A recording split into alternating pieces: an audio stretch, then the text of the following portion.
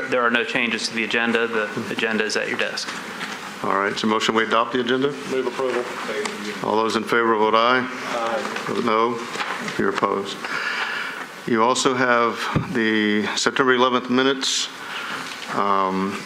If there are any changes to the minutes, if someone would bring them to our attention, or else a motion to approve would be in order.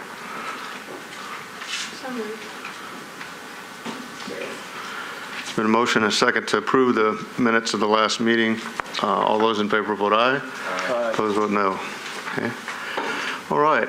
We, at this point, recognize council members who wish to be heard.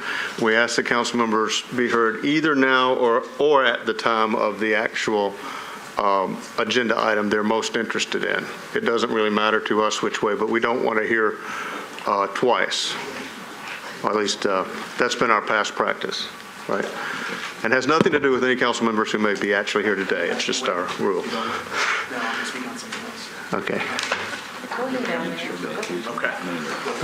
I'll get mine out of the way real quick. Councilman? Okay. Thank you, Commissioners. I'm here really first to speak just quickly in favor of the Kirtland Cottages project. I believe it's on your consent agenda, but just wanted to offer my support for that project. Secondly, wanted to just briefly touch on a rezoning that I've got going. Let me get the item number for you. Let's see, I guess it's item number 11 on your agenda.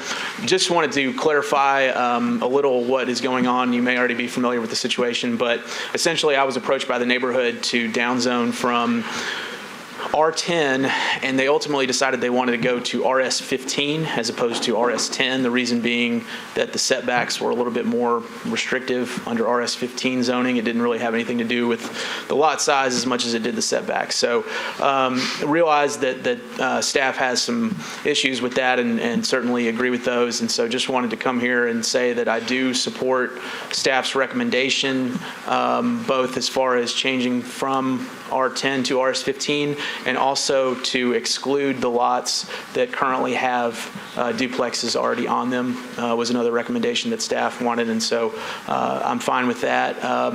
Just so you're aware, as with other downzonings I've done, I allow property owners to opt out, so there will be some property owners not included in that regard, but just wanted to come and clarify that I'm supportive of staff, and we'll be doing a new bill at some point in the very near future that will change from R10 to RS15. So it's supportive of staff's recommendations. Thank you very much. Councilmember McGuire. Councilmember Matthews? Thank you, Commissioner Clifton and the other commissioners that are present. How are you doing this afternoon? Thank you for allowing me a quick second to speak on item number 14 on your agenda, the 2014 M004SR001. Renames 28th Avenue North, 31st Avenue North to Ed Temple Boulevard.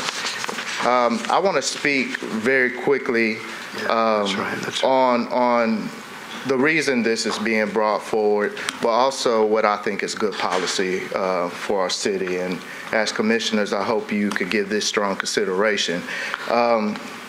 This has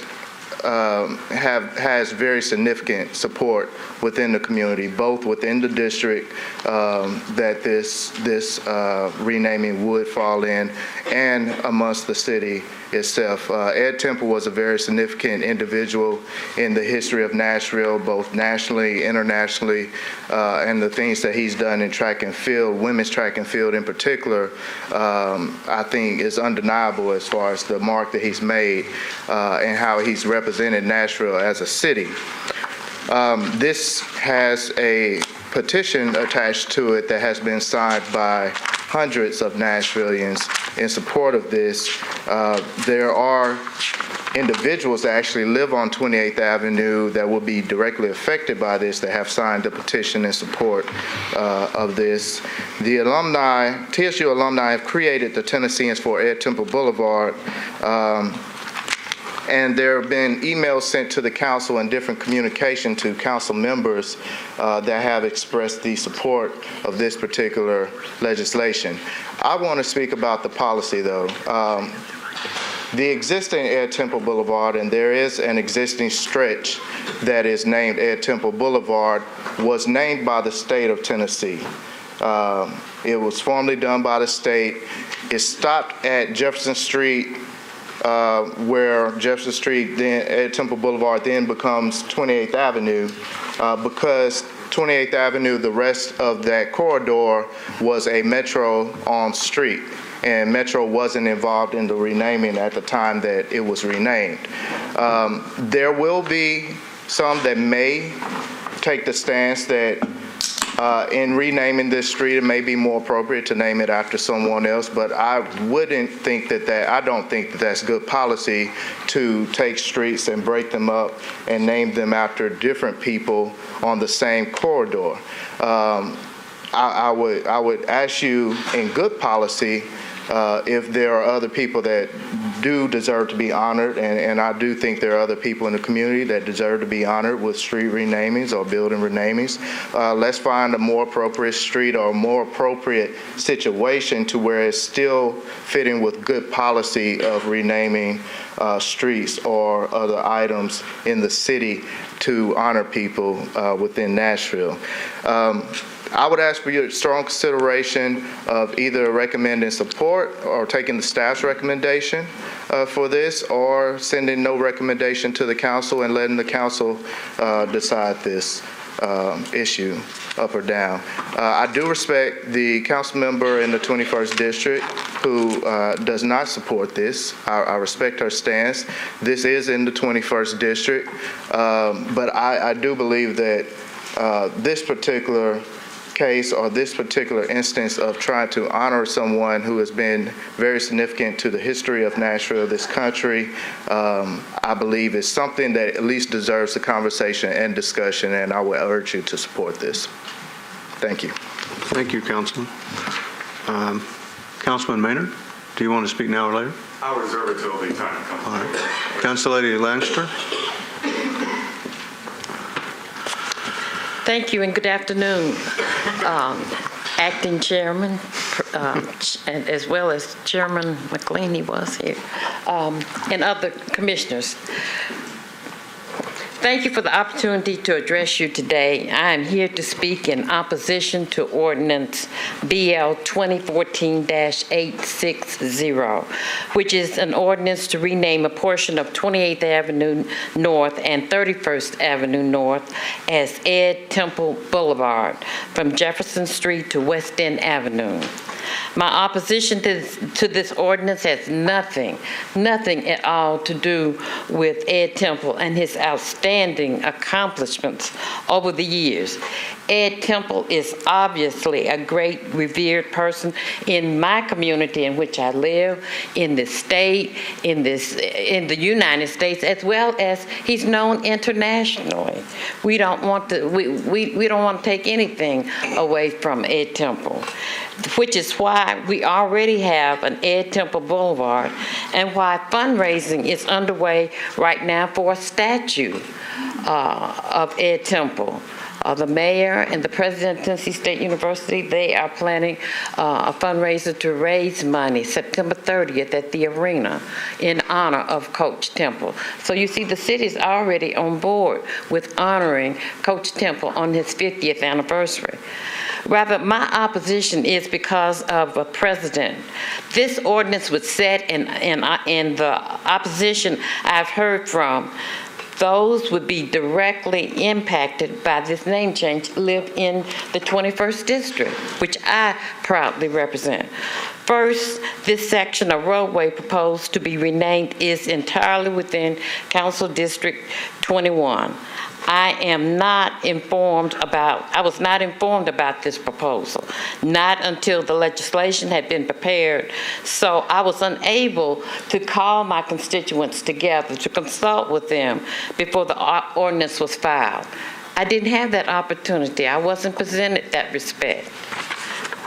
Secondly, the ordinance is contrary to the established party of Metro government not to rename streets in honor of living persons. The prohibition on naming streets for living person was enacted by council in 1993, which I was a sitting member of that council. And I'm going to pass out to you, if someone can, this, the council bill.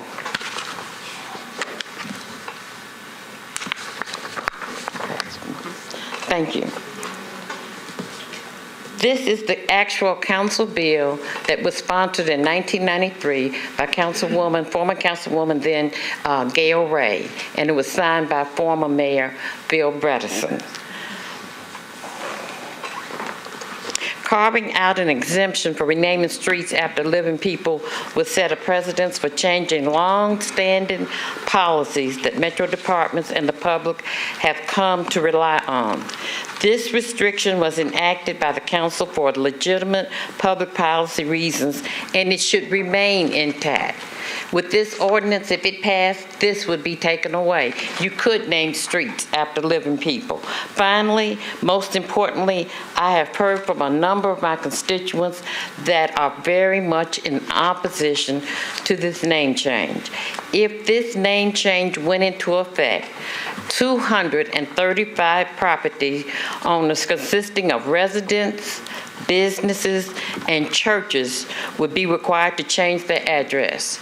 And we have two ministers here that have churches located right on 28. Dr. George T. Brooks, St. James Missionary Baptist Church, I would say your church is about 15 inches from the street, from 28th Avenue. And Dr. David Jones, he has Ed Temple Boulevard running on the east side of his church, as well as Dr. W.H. Davis Drive running on the north side of the church. This means they would have to notify utility companies, creditors, checking account, checkbooks, banks, all type of people you do business with.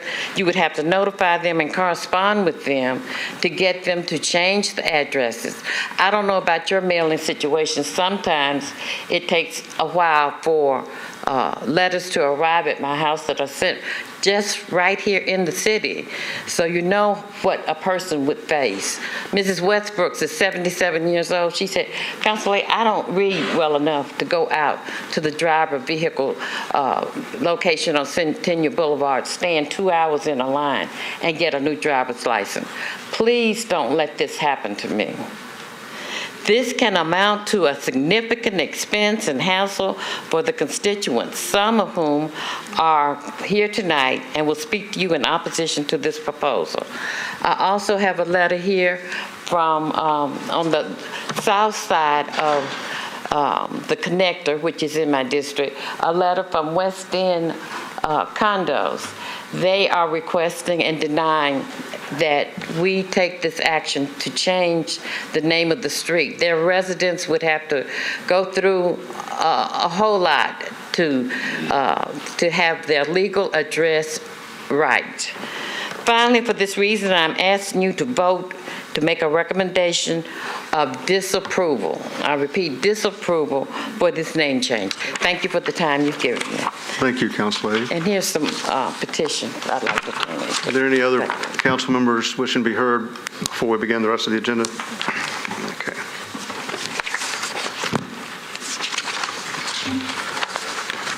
This is the time then for our Nashville Next update. If you'd come forward and give that to us. Stephanie McCullough will be giving that. Great. That's Stephanie. Thank you.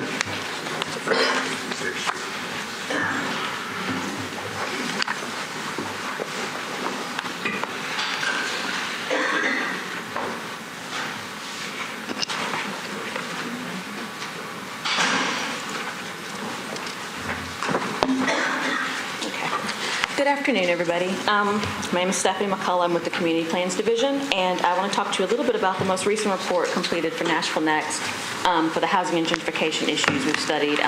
It's called the Equitable Development Report. But before that, I want to remind you guys that we have our last community conversation on economic development, which will be held Monday, September 29th at the Adventure Science Center starting at 5 o'clock.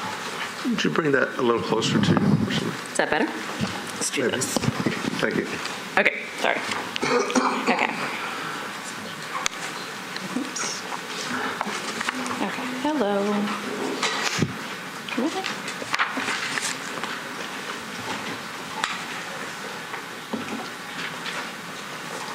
There we go. Okay.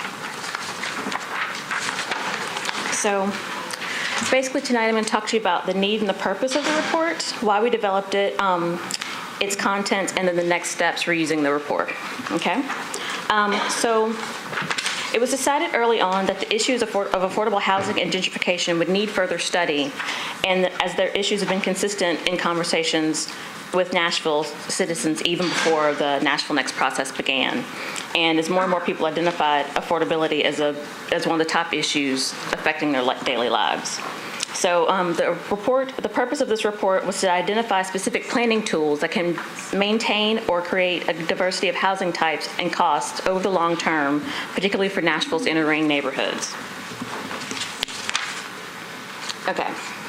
As we began working with the group of researchers from the Community Research and Action Program from Vanderbilt, we decided to develop a problem statement, conduct research of best practices for other cities, and then they interviewed local stakeholders and experts in affordable housing, as well as housing and policy experts from other cities.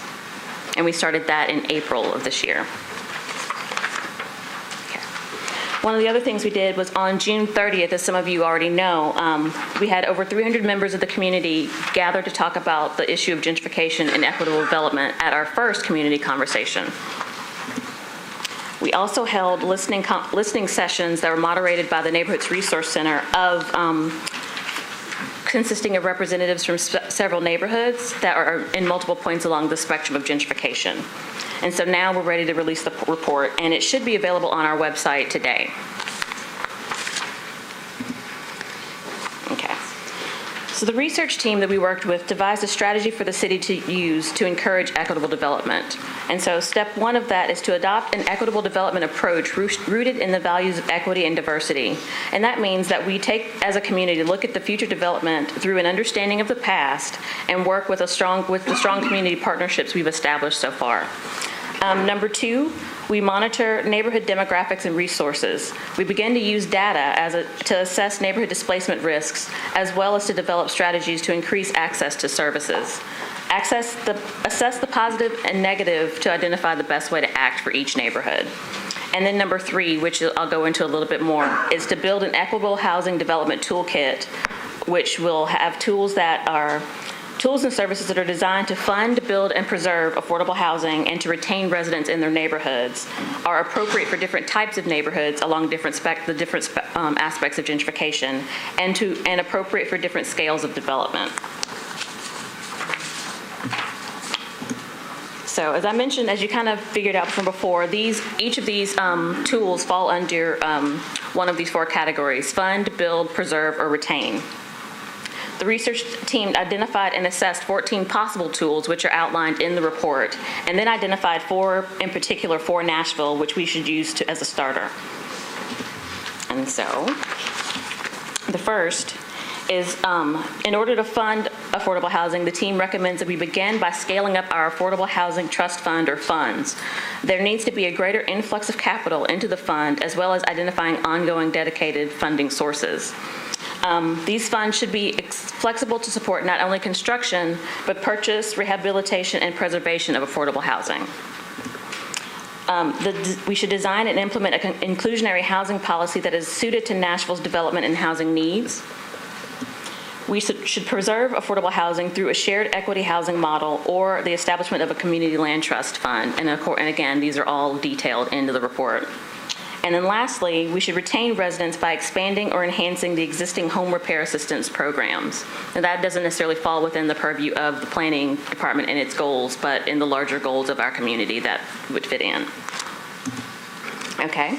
And so the next steps for our report, as I said before, the report is online and available to download. It's pretty extensive with thorough information on each of the 14 tools.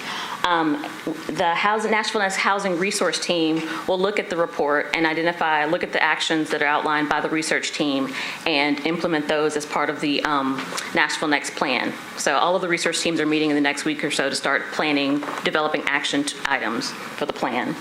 And then also, the planning department submitted an application for inclusionary zoning policy technical assistance from the Cornerstone Partnership, which was one of the recommendations in the report. So we've already started on that, which, if accepted, will provide counseling services on developing an inclusionary policy for the city.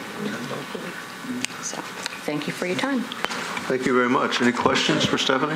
Yes. A question related to the retention tools. It seems like one of the biggest challenges we hear about is, and I know people face, is as neighborhoods are changing, their property taxes go up. Right. And while, so that's perhaps that and maintenance, and you get touched on the maintenance, funding maintenance assistance, which I think is good, but property tax increases seems to be the one thing that we continue to hear is the reason people end up leaving. Otherwise, it's a choice to leave, because they might get a good offer. But the cost of the property taxes, and I understand we have some tools in place related to capping or fixing property taxes for fixed income, maybe elderly, retired. I don't know the details around that, but I've also understood that those limits around that legislation, and I'm glad we have a number of council members here today because maybe there's some legislation that could be changed. Those limits are so low that even a retired school teacher with their pension that they receive from Metro, they don't qualify for that assistance. Correct. And so it seems like if we could perhaps look at those types of tools and see if there's legislation that may need to change that would allow people to stay, especially elderly fixed income folks, to stay in their neighborhoods. It seems like that's one of the key places that we're challenged with. Okay, and that's mentioned in the report as well, and there's a little bit of text or language about the researchers have spoken to some of the experts on that in other cities as well as what we have here. And so that's listed as a possibility. It was just not indicated as one of the top 4. Okay, thank you. Councilman Hunt. Thank you, Mr. Chair. I'm going to ask, does not part of that text that Commissioner G was talking about, is that not approved and come from the state of Tennessee? I think that's part of the issues as well, is that it's a state. It's limited by the state, right? Yeah, it's limited by the state. So that means that if we're going to change it, we got to get some enabling legislation by the state. So that's a good point, and we need to look into that. Thank you. That's an excellent point. It doesn't mean that we couldn't be modified by state legislation, but it would be a step that would have to be looked at because that's statewide. Thank you. Any other questions for Stephanie? All right. Thank you very much. Thank you. And it's online now. We can. Yes. Okay, great. I think it's time to move to items for deferral and withdrawal. Rob? Yes, there are several items for deferral, starting with item number 3, 2014 SP-041-001. This is a request to rezone from RM20 to SP zoning for properties located at 1212 Hawkins Street, 1119 and 1121 Sigler Street to permit up to 20 multifamily units. The request is to defer to the October 9th Planning Commission meeting. Next item on the deferral list is item number 4, 2014 SP-046-001. This is a request to rezone from R40 to SP zoning for various properties at Church Street East and Valley View Road and Cloverland Drive to permit up to 118 residential units. The request by the applicant is to defer to the October 9th Planning Commission meeting. Item number 5, 2014 S-170-001. This is a request for concept plan approval to create 49 clustered lots and open space on properties located at 3110, 3112, and 3114 Earhart Road and at 5545 Chestnut Trail. and the recommendation is to defer to the October 9th Planning Commission meeting. Item number 6 is 2014 S-178-001. This is a request for final plat approval to create 4 lots within the Eastwood Neighborhood Conservation Overlay District on properties located at 313 and 315 Manchester Avenue. The request is to defer to the October 9th Planning Commission meeting. Number 7 is 2014 Z-019-TX-001. This is a request to amend Chapter 17.16 of Title 17 of the Metro Code, the zoning regulations pertaining to community education. The request is to defer indefinitely. Item number 15 is 2004 UD-002-006. This is a request for a revision to the preliminary urban design overlay district for phases 5 and 7 and for final site plan for phase 6 for a portion of the Villages of Riverwood urban design overlay located at Hoggett Ford Road unnumbered to permit up to 228 dwelling units, and the recommendation is to defer to the October 9th Planning Commission meeting. Number 16 is 2014 S-143-001. This is a request for final plat approval to subdivide 2 lots into 3 lots on property located at 1422 Electric Avenue. The request is to defer to the October 9th Planning Commission meeting. And the last item on the deferral list is item 17, 2014 DT-001-001. This is a request to appeal the denial of a modification of the downtown code signage regulations to allow for signage for U.S. Bank for property located at 333 Commerce Street. The request is to defer to the October 23rd Planning Commission meeting. And those are all of the items on the deferral list. Just to summarize, the items on deferral are items 3, 4, 5, 6, 7, 15, 16, and 17. Commissioners, you've heard that report. Is there a motion? So moved. And a second? It's been moved and seconded that we defer these items as listed. All in favor, vote aye. Opposed, vote no. They are deferred. Which brings us to the consent agenda. Bob? Okay.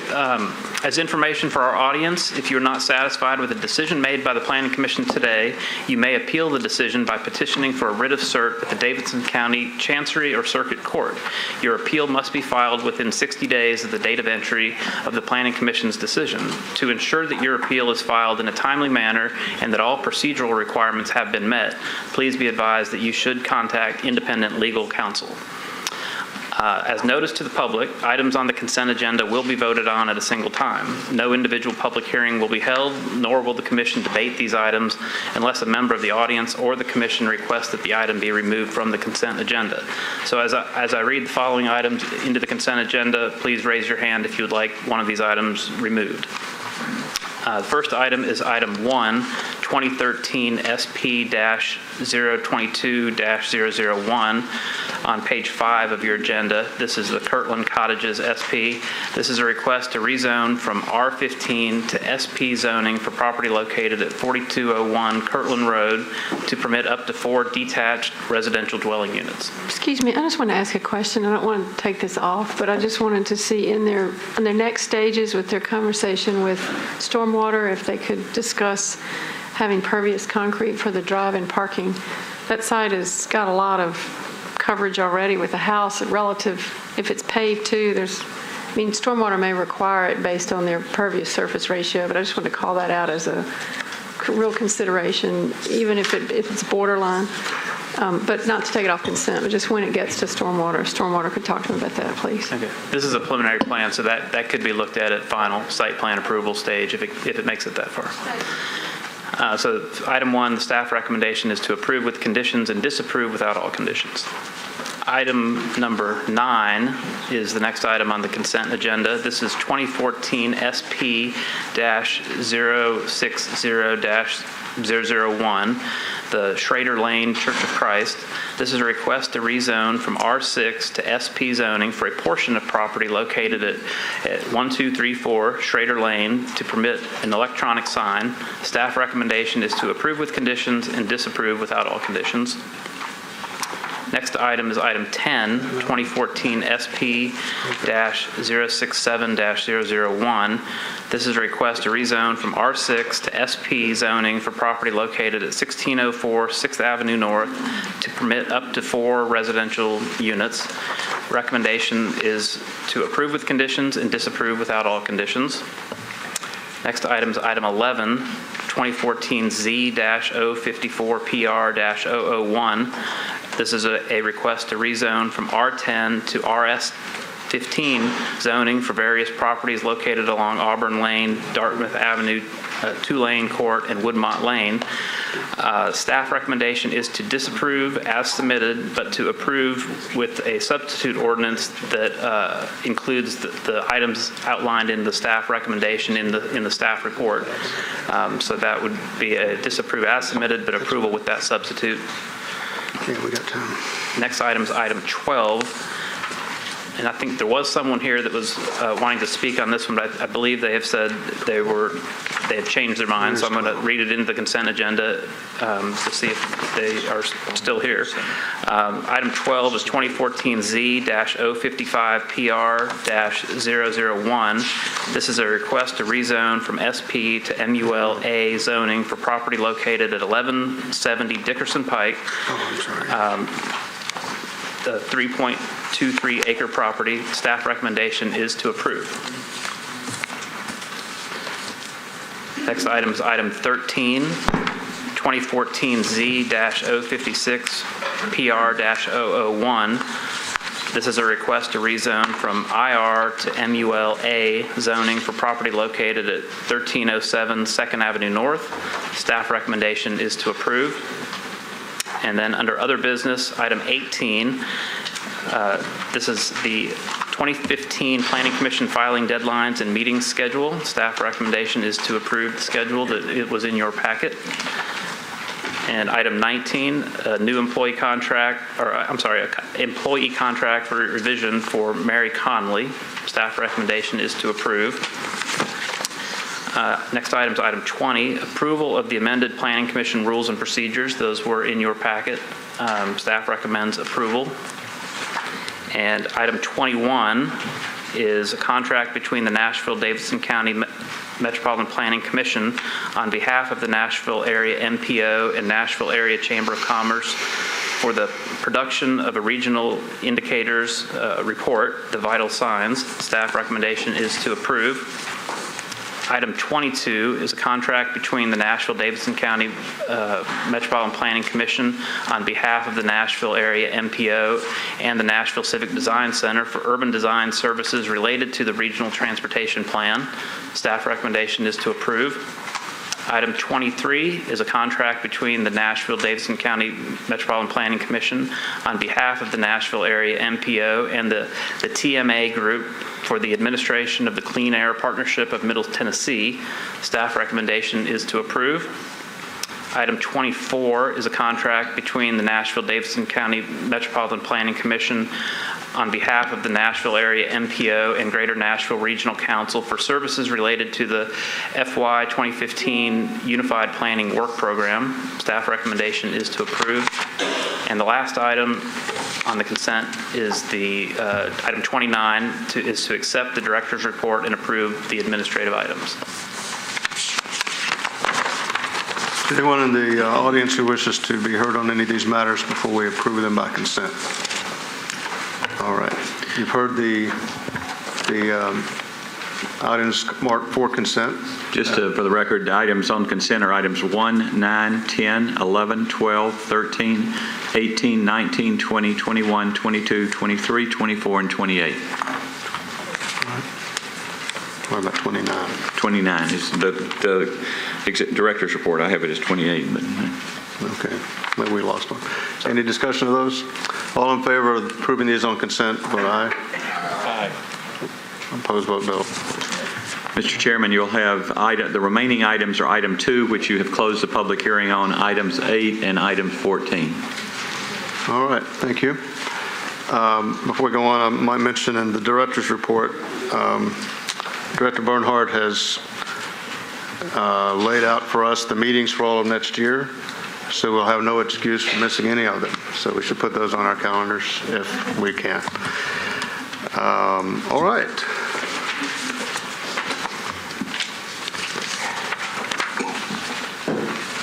The first one is Okay, this is, it says item 1, this is item 2.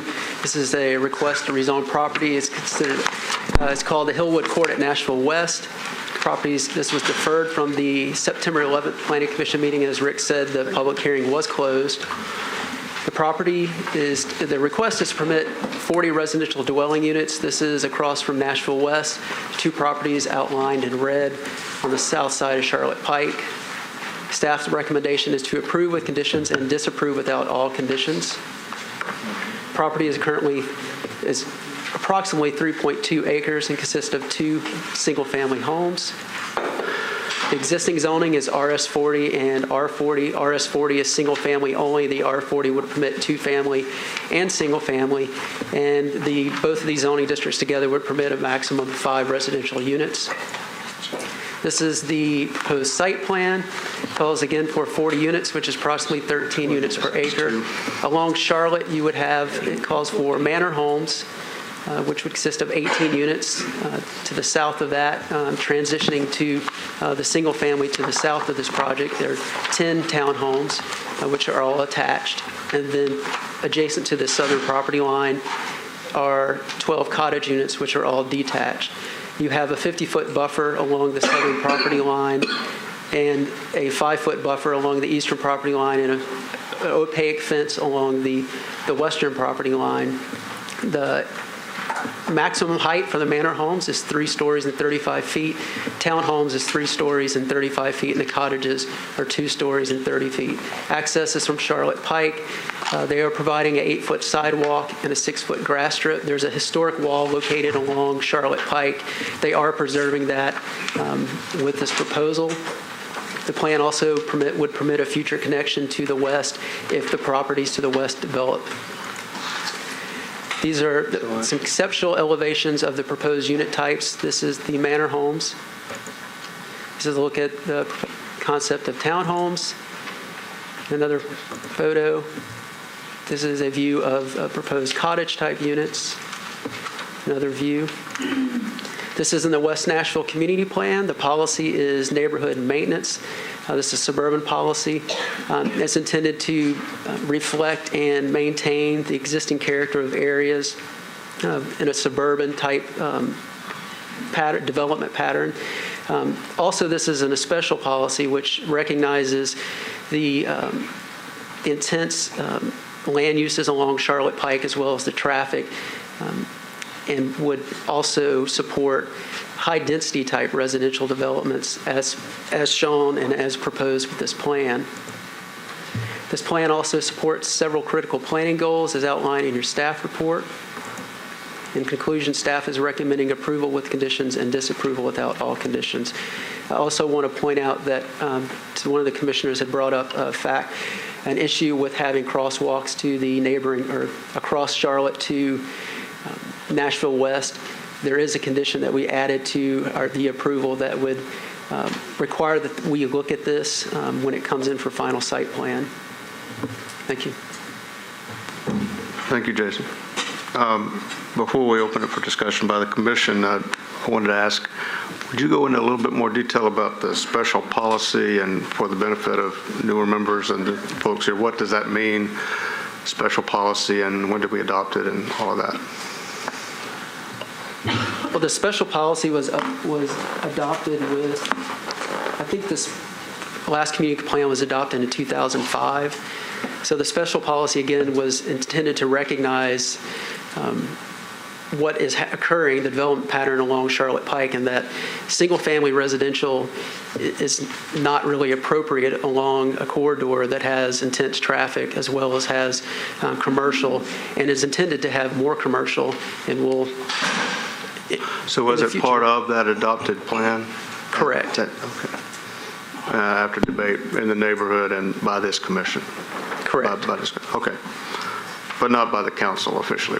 We're the ones who adopt those? That is correct. All right, thank you. This matter is open for discussion by the commission.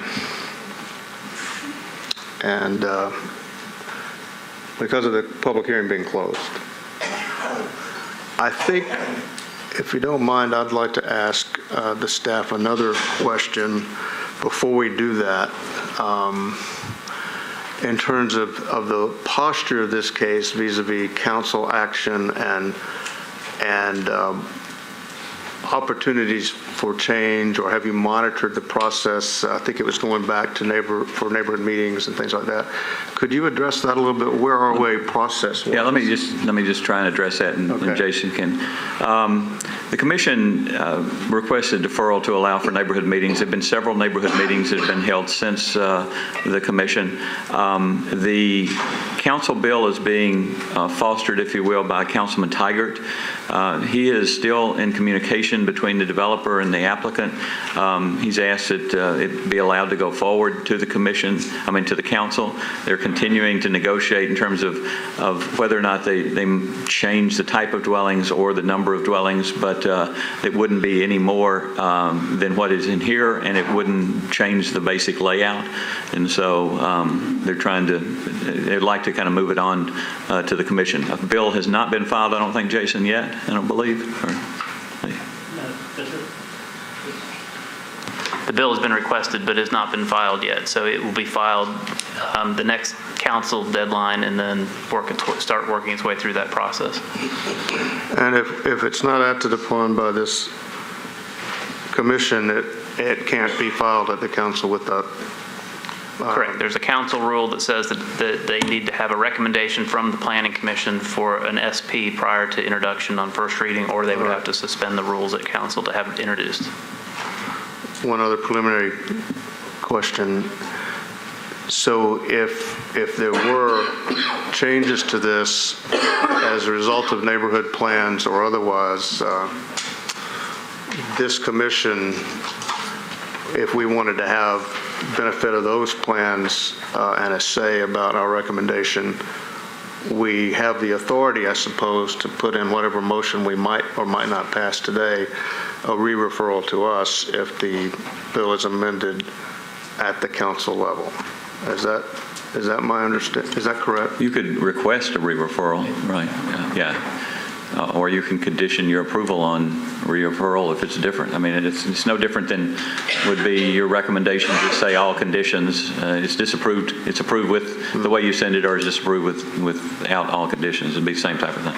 I don't want to prejudge what we would want to do on that, but that is a possibility, and then that would depend on what motion is made and what we decide to do. But that would allow the bill to go forward if we so chose, without the possibility of not getting that consent and then having it mired down in process. Okay. All right, I'll quit with all my preliminaries, and I'd like to begin with Andre. I was not at the last meeting, but when this was discussed, but I watched the video and everybody asked some good questions, so I wanted to kind of follow up on some of those. One of them, I think the biggest one, I guess, which is more to staff, is a question that came up about if the policy for this special zoning area is going to be applied. I wanted to hear a better description of how it is. I kept hearing in the meeting that it's sort of supposed to make a transition on the western end of this policy to the eastern end. Did I understand that properly, or could you explain that a little bit? And were they talking about density, or were they talking about Moving up Charlotte. moving up Charlotte, not in this site, but in the policy area, the special policy area? Did we define that policy to change as it went east? Or was it just everything could be the same density within that policy no matter what, no matter where it was? I think here we're not really focusing as much on density as we are as the design and how it transitions. And I think the biggest thing is how it transitions to the single family. To the back. That's off the corridor. Well, okay, I guess I just heard about that this is important as a precedent for that general policy area, and my understanding was that the staff was saying that this fit what the policy called for, and it would be consistent no matter where within that strip it might be, if it relates to the site behind it. Yeah, if it makes a nice transition to the site behind it. Correct. I think our recommendation is based on that we find that this does make the appropriate transition because you do have a very intense area along Charlotte, and as it transitions, you go from larger units to townhomes that are attached and then to detached units. And then it provides a 50-foot buffer, which sets everything back pretty far. No, that's not what I mean. Can you show the picture where it shows the policy, the orange stripe? The policy doesn't have any different zones that I'm aware of. That's what I'm asking. From like a this, zone A where you do a certain density, or zone B. It's all, the Closer way to I understand it, Summerlee, it's all the it's same different. policy, but the policy does require site plan-based zoning like an SP, so that the commission will be able to see the design Each time. each time and see how it relates to the area around it. So it wouldn't allow for just a straight rezoning to RM20A. It requires a specific plan so that you can see the design at each part of this special policy. I think that's really important for us to understand and for the public to understand that each site along in this policy will get this same kind of consideration and how it relates to the surrounding area. Is that right? Any property that needs to be rezoned will Yeah. have to go through this Okay. process. Okay, great. That helps. And then a question about the point about it doesn't require a traffic study, which I understood that point. My question was at what point within this policy is there a trigger finally to require, if each one on its own doesn't require a traffic study, would we be smart at some point to do a traffic study for the whole policy area, assuming it is going to change? We have someone from Public Works here that can address that question. Okay.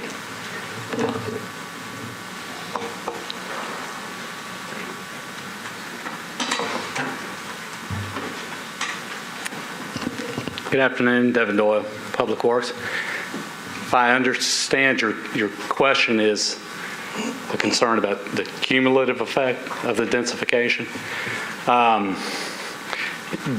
Generally speaking, from our position, that's really handled through the development of the Major and Collector Street Plan, and because of that is the document that incorporates land use policies. And I don't want to speak for planning, but that's my understanding that it looks at land use and future densification and development potential and things like that. And I believe there is a modeling component associated with that. Someone from planning that generally speaking is a planning function, the development of the Major and Collector Street Plan, but it defines the long-term needs as far as laneage and right-of-way and things like that. And the way the impact study portion of the code typically is enforced, at least from our perspective, is that we look at development by development to look at the immediate impacts of that development. But we do look at incorporating other plans that have been developed, but the impact studies themselves for each development really don't look out to the 20 or 30-year horizon. That's really more of a long-range transportation planning process. Well, in which, yeah. So, but to answer your question, I mean, there could be work done on that. Typically, and someone from planning may be able to speak to this. I don't want to speak for them, but some kind of long-range transportation planning, I would suspect, might be initiated through the planning in concert with us. I'm sure we would be involved in that process. But Okay, now that helps. And I think as Rick's point in the last meeting was as we redesign the street to be a more complete street, that'll sort of take care of itself, is my guess. Okay, thank you. Jeff, you brought up a good point in the last meeting about the pedestrian. I was wondering, do you have a picture of the sidewalks and how this one, I understood that there have to be sidewalks added, and can somebody go down to an intersection or walk somewhere on the south side of Charlotte?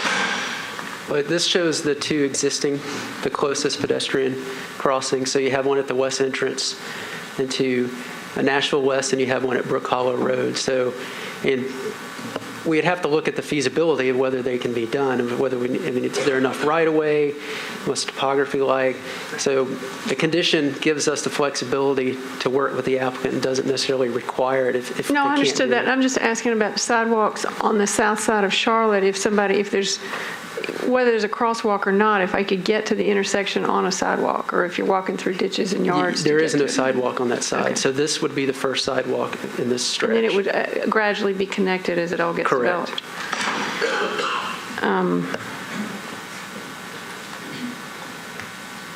I think that's all I had for the moment. I'd rather hear from everybody else than keep talking right now.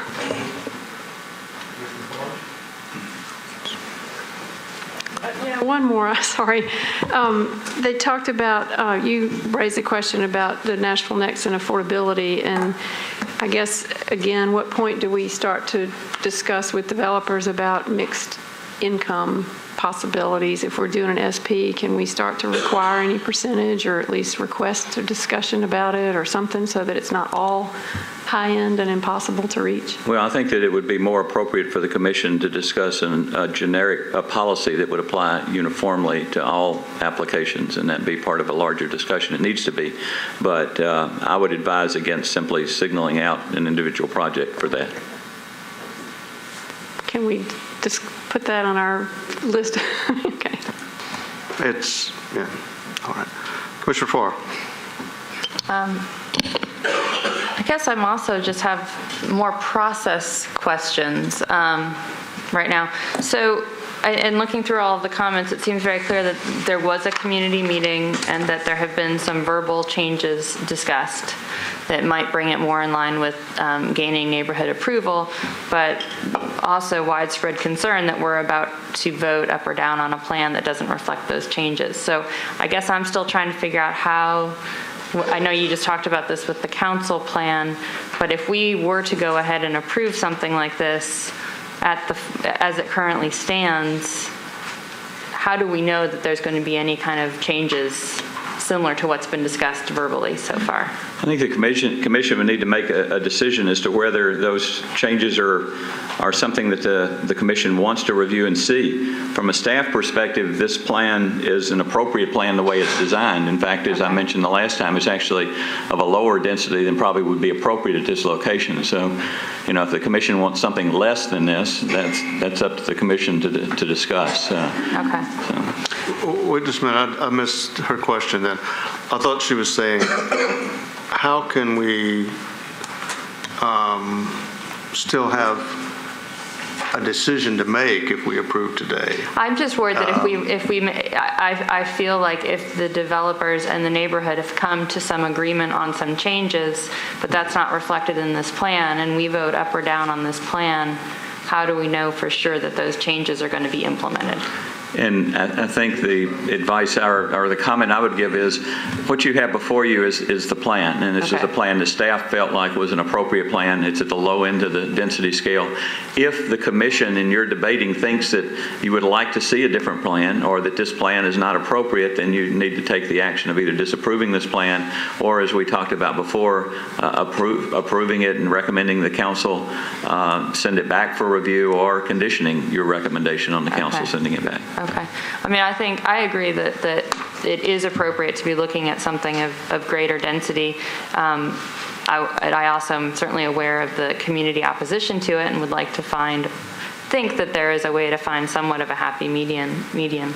But, and I would like to think that we have some control over just seeing that it's not just a good faith discussion, but so I think you've addressed it with how the process would work. Right, and as Commissioner Clifton says often, the role of the commission is a policy decision and recommendation, and the role of the council is a political one. So that was kind of where we came in terms of who makes that decision. The commission obviously may have some policy questions that affect this. So. Yeah. But he doesn't know what he's talking about usually, so I wouldn't go with that really. I think that's it for my questions as well right now. Okay.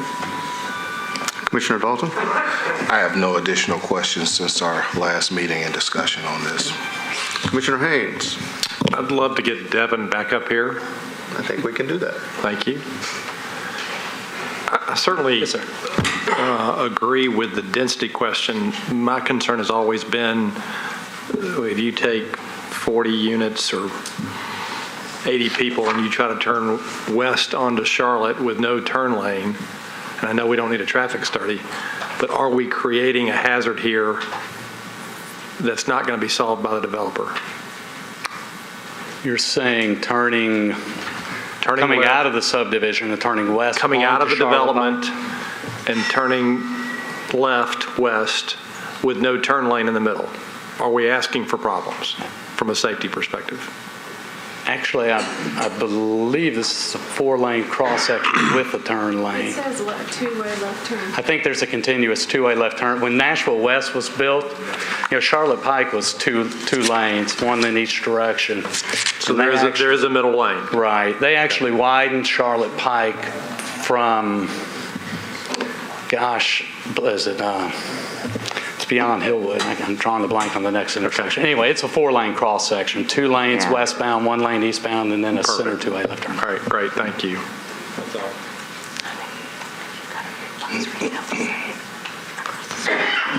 Commissioner G? Thanks. I also missed the last public hearing, but I did watch it in its entirety on video. One question for staff, or a couple questions. Has anything changed since the last hearing? No. Okay. We're presenting the exact same plan. Okay. And The only change was the addition of the sidewalk, or the crosswalk requirements, I think. Which was on the last. Right. It appeared on the site plan that you showed on the screen that the pervious, I just had a clarification question about the pervious pavement.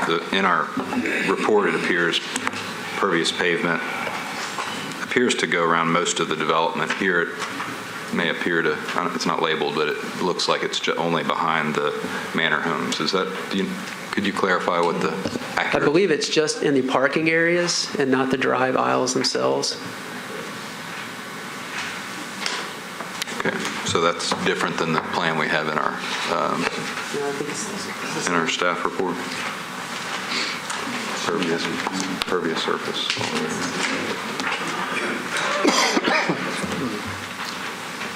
The site plan hadn't changed, and you're right. I mean, it's the private drive as you come in is not pervious. The rest of it is pervious. It shows in the site plan. That's correct. Okay, thank you. Well, I totally understand the neighbors' concerns, and the term maintenance I think I've heard this from both neighborhood folks, not on this case, but across the county, and from the development community, that the term maintenance in our community character manual is a little bit deceiving. So I know it's hard to understand.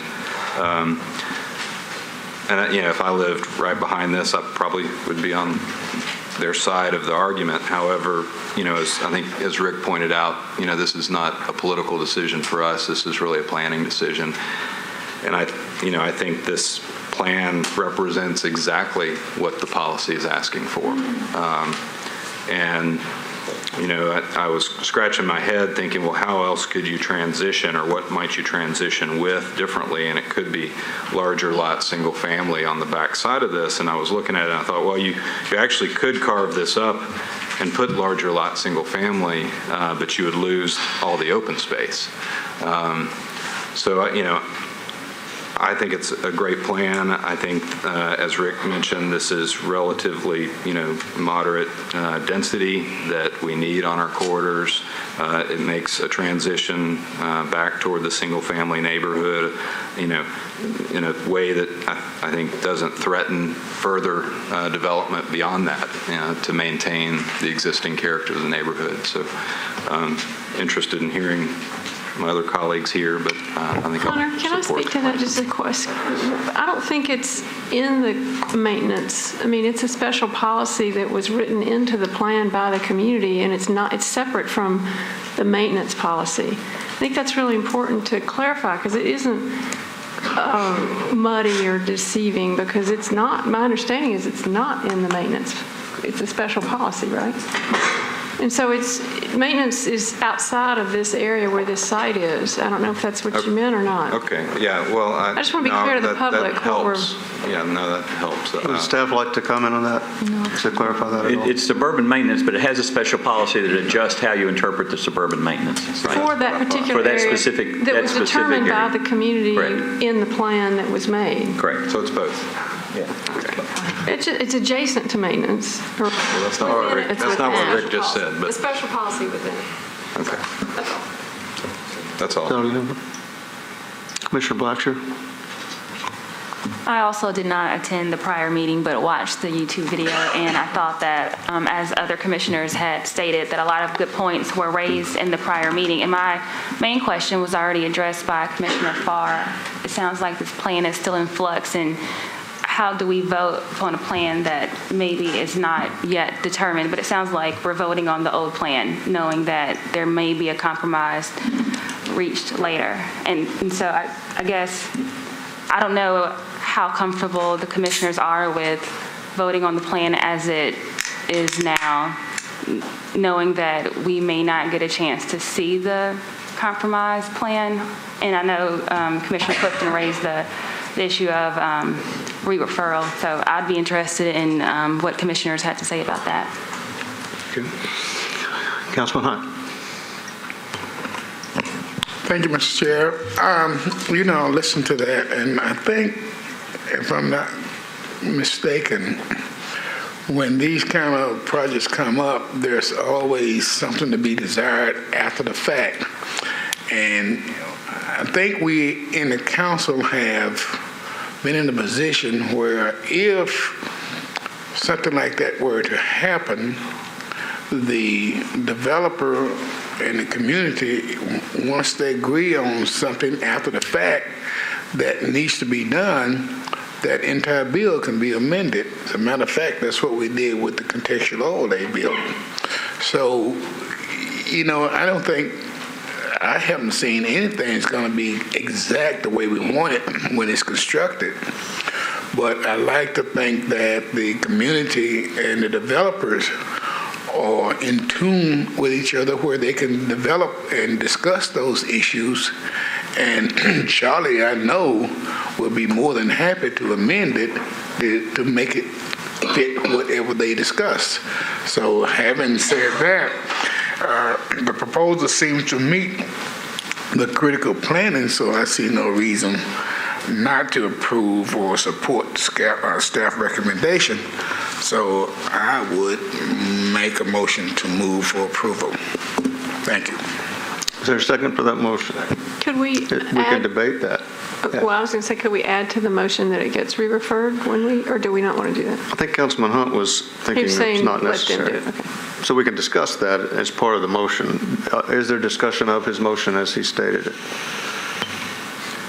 I wanted to ask if Councilman Hunt answered your question, because I sort of had the same thought that anything that we send to the council with our recommendation is subject to change. And I guess a question back to staff is there a trigger, for example, I know it's not going to happen here, but if it went to higher density, does it automatically is anything ever automatically sent back to the planning commission? Not unless it's in a condition, I think, of the motion. Okay.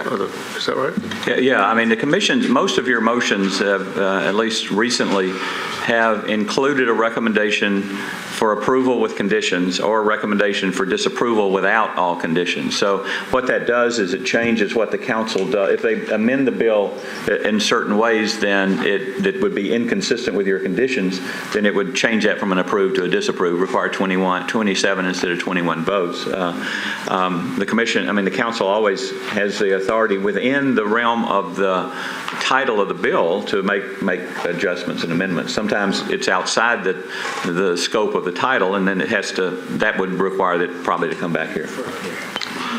As the second on the motion, I just wanted to clarify, Councilman Hunt, you made the motion to approve. Are you making the motion to approve staff recommendation, which includes the disapprove without all conditions? I am making a motion to approve the staff recommendation. Thank you. And that's what my second was for. Thank you. All right, other discussion? I guess I, under the rules, can discuss, even though the chair doesn't always or usually. But I suppose my problem with voting for this without a condition that it be re-referred is that we took our original action last time we did with the understanding that there would be meetings with the community. There have been, according to our letters we've gotten. It sounds like from those letters there have been some potential improvements from the way that many of the opposing neighbors think about it. Whether or not they're happy with it is a different matter. But if we, as an accommodation sort of to the proponents and go ahead and approve this mostly so it can get on with its council life without fearing that somebody might knock it off and cause undue delay. If we approve that, then we do run the risk that some kind of amendment could happen at the council level that we have not seen and that we don't think is good planning and not consistent with what we would do. That's my problem. And that's why I was thinking in terms of a motion that it come back to us. I'm not sure how that works, though, in a sense, because if we have approved, based on the staff analysis and what we have heard in terms of the special policy, and it comes back to us, how can then we disapprove unless it really has gone way off the reservation in terms of the policy? Do you know what I'm saying? Well, could we disapprove those specific points that had changed? Well, I mean, part of the reason the staff didn't recommend it coming back was we felt like this plan as presented is an appropriate plan. It implements the policy. All of the discussion that we've heard in terms of the neighborhood meeting reduces the number of units, changes the building type in a way that probably makes it less desirable from a planning point of view. So, you know, that's, again, the commission's prerogative to decide that, but this commission's been pretty careful about trying to weigh out what's the right planning policy and not necessarily, I mean, you've listened to the input. I think the council has a different role in terms of weighing out to what degree do they want to compromise on what might be a good plan from a planning perspective to what might be a palatable plan from a political perspective. That's interesting and possibly helpful. You never know. The sponsor could, of course, re-refer to us if he wished to. Any further discussion before we vote?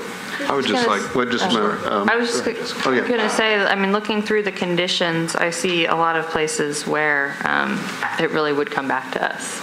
I mean, there's a lot of, it's got to come back to us before other permits are pulled, and it looks like there's a lot. So, I mean, reading the conditions in more detail, I feel more confident that you're not going to go to 60 units all of a sudden, and we're not going to see that. No. I guess Rick points out the reality is, if anything, it might go to fewer. I don't know. Right. All right. Other discussion? Yes. I'm sorry. I was just going to point out that if the conversation is around reducing density, I mean, I don't know that this commission has, with the exception of perhaps opposing down zonings, but this is not a down zoning. This is, an up zoning, I suppose. I don't think we've ever been opposed to reducing density a little bit to, for the community and the developer to come to a consensus. And, looking at this plan, there's not much I dislike about it. I think the developer and the designers have the principles right that that are in our policies around creating walkable communities, creating open space, creating buffers where appropriate, creating street edges, and potential connectivity. I mean, all those things that we espouse. So I'm very comfortable with this plan that may go to lower density as a political decision, and comfortable with going ahead and approving it today. Okay. I'd just like to state that it can be misperceived, I think, as an effort to telegraph that we will be in our quest for more density threatening large neighborhoods that are settled, like this one or Green Hills or other things like that. It's not that. I won't want to mention that. It's not that because this was a special policy and because it's Charlotte Avenue and it's across from Nashville West and a lot of things like that. So I don't think if we do approve this, or even if it gets rezoned by the council, that's what that means. And I would urge developers not to assume that's what that means. It's a unique situation with a unique street. You've heard the motion and the second. All in favor of that motion, say aye. Aye. Opposed, say no. It is approved. Next item is right here in my notes. Item 8.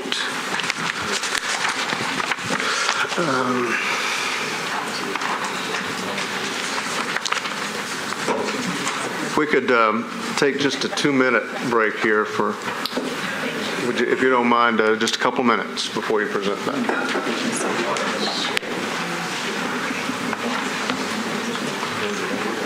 Let's do it.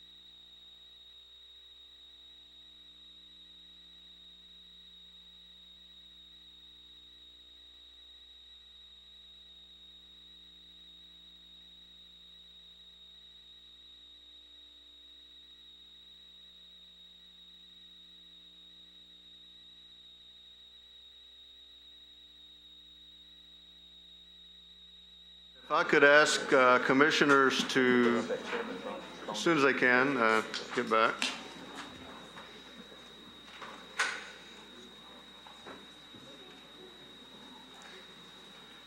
All right, I think we're ready for staff presentation of item number 8. Before Lisa does the presentation, I just note that Lisa was appointed as our council liaison, and her new role begins, I guess, next week. And right now, anyway, yeah. Did she do something wrong? No. She's a council liaison. She's experienced. She's been around this area, and so she'll do a good job. Okay, it was a good thing. All right. She's the opposite. Wait a minute, don't do that. Okay, Lisa, thank you. Go ahead with number 8. Okay, item number 8 is at 311 Madison Street. This is a request to rezone from IWD to SP to permit a mixed-use development. The site is .03 acres. It's approximately 155 feet west of 3rd Avenue North. It is located within the Phillips Jackson Street redevelopment district. Staff recommendation is to approve with conditions and disapprove without all conditions. The site is currently zoned IWD. It's surrounded by IR zoning to the north, CS to the west, IWD to the east. There is a SP to the east of 3rd Avenue North that is zoned for the Stadium Lofts project. It's IWD to the south. There's also some MUN diagonal from the site.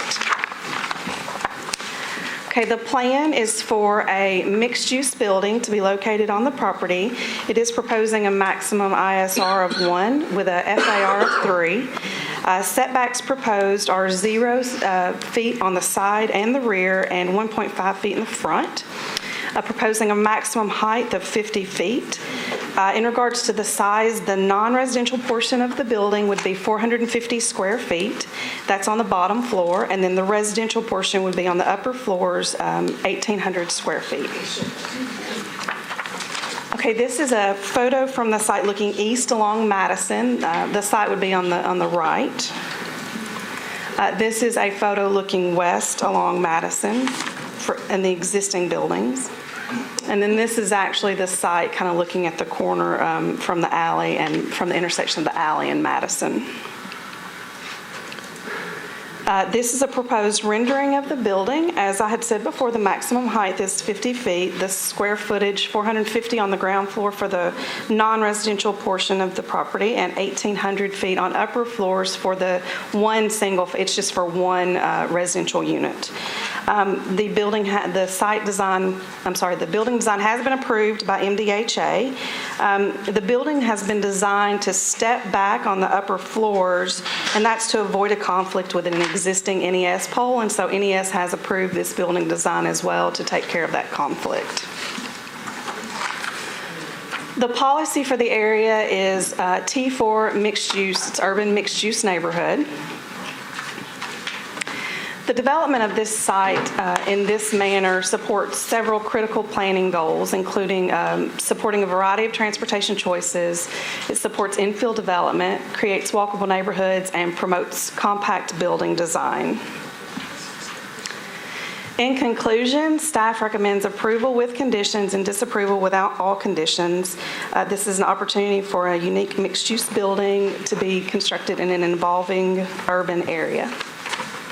Thank you. Thank you. This matter is now open for a public hearing. If the proponent is ready to speak, please come forward. By our rules, you have up to 10 minutes to make your presentation, and you can reserve up to 2 for rebuttal if you wish. All right. Okay. If you'd state your name and My name is Brandon Brown, and I'm the current property owner. Thank you for having me today. What is your address for our record? Mailing address or this property address? Mailing address, your home address. 184 Chamberlain Street. Okay, thank you. I hope you don't mind I read from my notes here. But a bit of history about how we ended up with this small lot in the Germantown area. I searched, some would say obsessively, for the right property in Germantown or Salem Town, and educated myself as a relatively new resident of Nashville as much as possible on the development standards, the municipal code, design guidelines, and more for over 9 months before finding this particular property. And then before purchasing it, I spoke with planning and MDHA to discuss the feasibility of rezoning and building on it, which is how we developed the SP as it stands today based on their recommendations. From day one, I've tried my absolute best to do right by the city, ask as many questions as possible, as I am new to this, to ensure that we meet the requirements of every department along the way, to the extent that we have completely redesigned the building after the initial feedback we received from NES and Public Works. From early on, I've been in contact with my council member and have been met with support by nearly every party involved.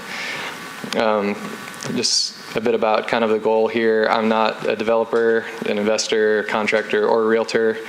I'm not trying to turn this property for a profit, though no disrespect to those who might.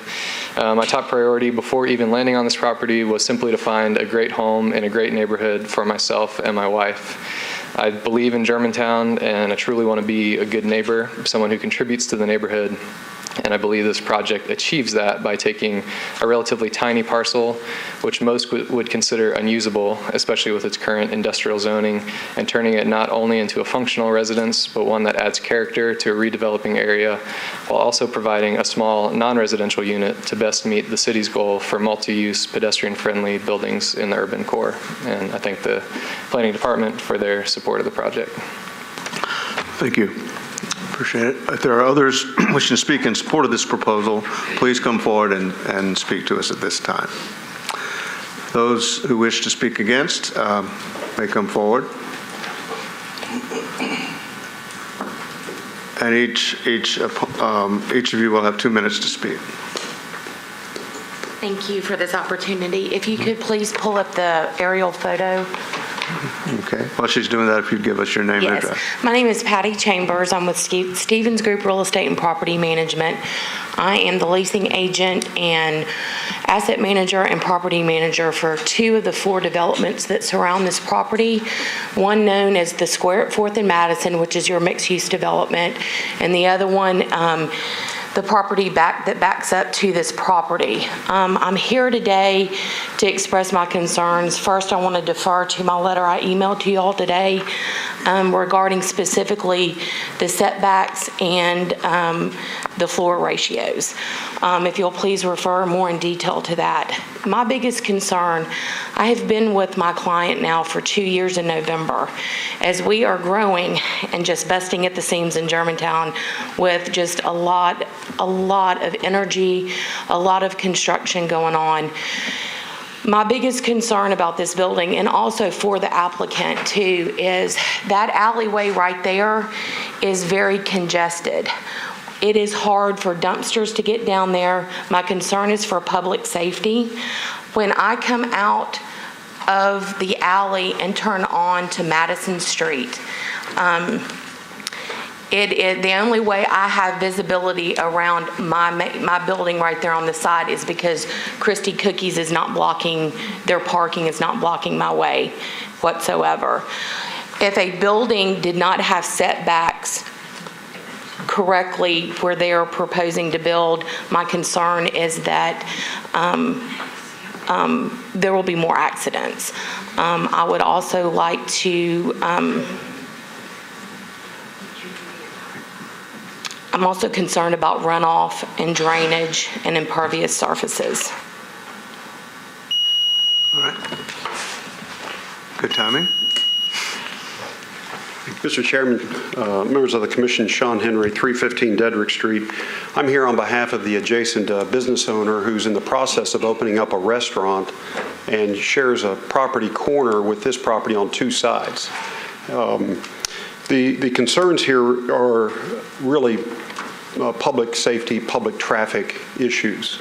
And this being a preliminary SP, we're not confident that you've got enough detail in this site design in this preliminary SP to answer some very important questions, particularly related to traffic. The staff report says that this SP allows for a functional building on this site, and we respectfully disagree based on our review of the site plan. The issue of site distance visibility, the zoning code says that no structure shall obstruct the driver's vision at the driveway in the street. If we could maybe put up, Mr. Lehman, the site plan to show you how this building is occupying 100% of that 1,300 square feet. There's that 1,300 square foot plot of land. The building's covering 100% of it. Additionally, the FAR, the FAR is going to 300%, the floor area, the ISR is going to 100%.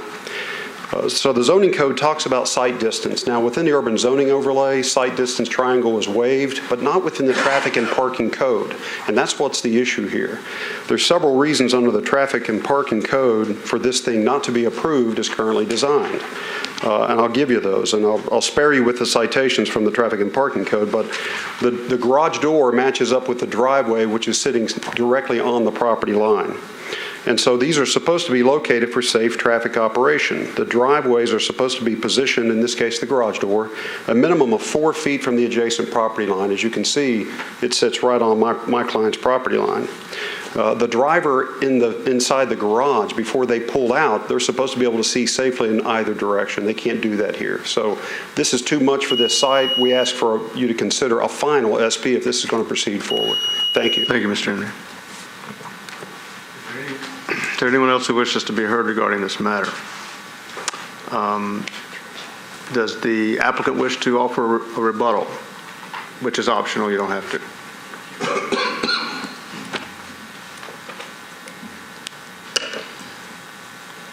Should I state my name again? Yeah, no, it's okay. Well, I'm Brandon Brown. Okay. I just wanted to restate that in the development of this preliminary SP, we have talked with every department involved, including Public Works, specifically about the alley right-of-way. The current alley is paved at 14 feet wide, but the alley itself is 20 feet wide when the property boundaries are taken into concern, and that meets their current standard of a 20-foot wide alley.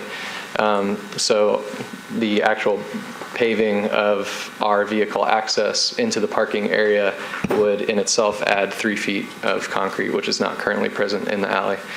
And there is a 1.5 foot setback from the front of the building, so the statement that it's taking up the entire lot is slightly untrue, and that was recommended also by Public Works for the sidewalk right-of-way.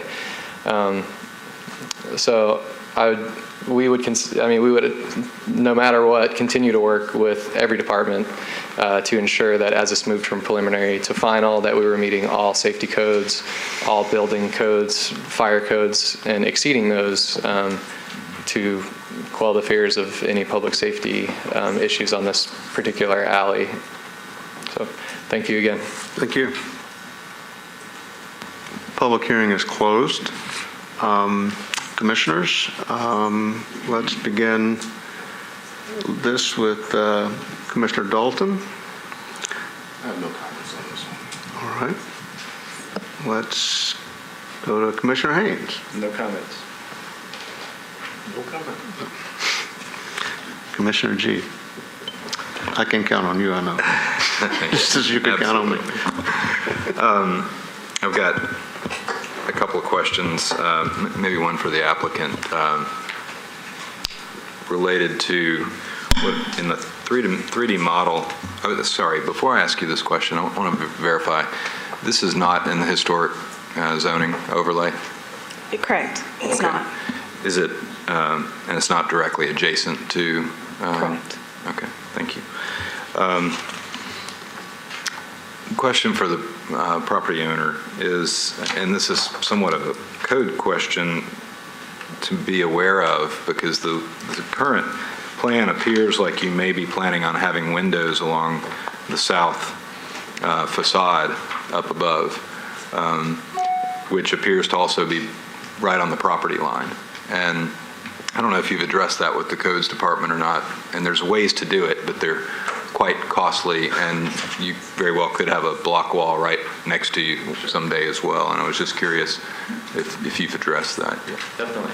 I believe the windows on the south-facing side, I don't have the plan right in front of me. I wish I did. They're actually stepped back 3 feet to allow for the fire code. So it would be a small balcony, which would set those back 3 to 4 feet off of the property line. Gotcha. Okay. Thank you. This is the smallest lot in Nashville. I don't know. Probably not. I don't really have any concerns. I think, some of these alleys in Germantown and some of the other historic neighborhoods are not 20 feet, don't have a 20-foot right-of-way, and I could understand safety concerns there, but I think Public Works would require the property owner to improve the alley to provide more width if necessary. So I don't have any issues with it. All right. Thank you. Councilman Hunt? I have no comments.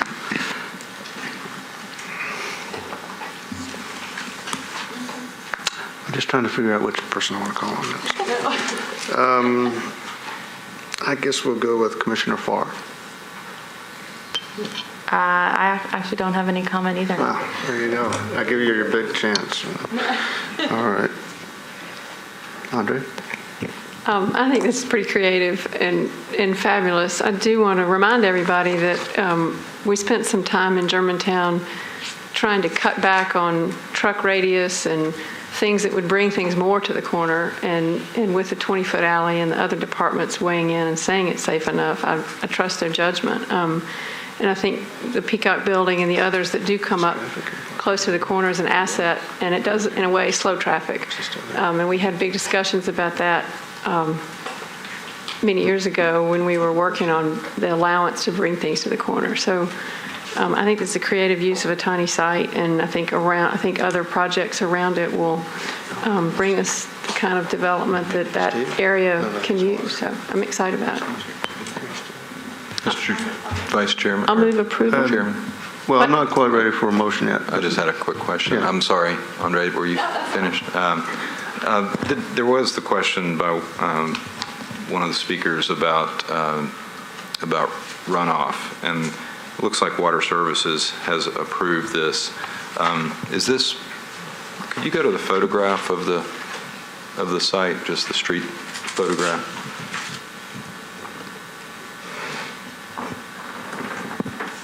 Just curious about water quality. I mean, is this property so small that it doesn't have to? Steve, you are here. Good. Could you address any regulations that they would be required to meet? Steve Mitchell, Measure of Stormwater. You're exactly right. Our trigger is 10,000 square feet. So with this being 0.03 acres, it's just a shade over 1,000 square feet. It would go through the building permit stage, and we would not even have a sign off through the coast department. So with regard to both quantity of runoff and water quality, it's exempt? Absolutely. Okay, thank you. We don't want to get to a point to where we're having detention ponds like the size of a wheelbarrow. They would be too small. They wouldn't provide as much as traditional ponds that are a little bit bigger for a little bit bigger developments, and it'd be a maintenance nightmare. Thank you. Yes, sir. Well, I guess I wanted to ask if a representative from Public Works was still here. Okay, nope. I guess not. I think we're ready for, is there any other discussion before I call for a motion? Is there a motion? I was just trying to do the math real quick, but I mean, it seems like it's not much bigger than a garage. I'll move we approve as staff recommended. There's been a motion and a second. Any discussion? All those in favor vote aye. Aye. Opposed vote no. It is approved.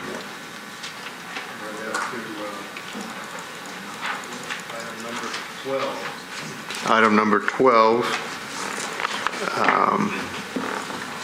that right? No, 14, sorry. Yeah. That's my fault. They're all your fault. Okay. Huh? Yeah, we'll rely on him. Mistake.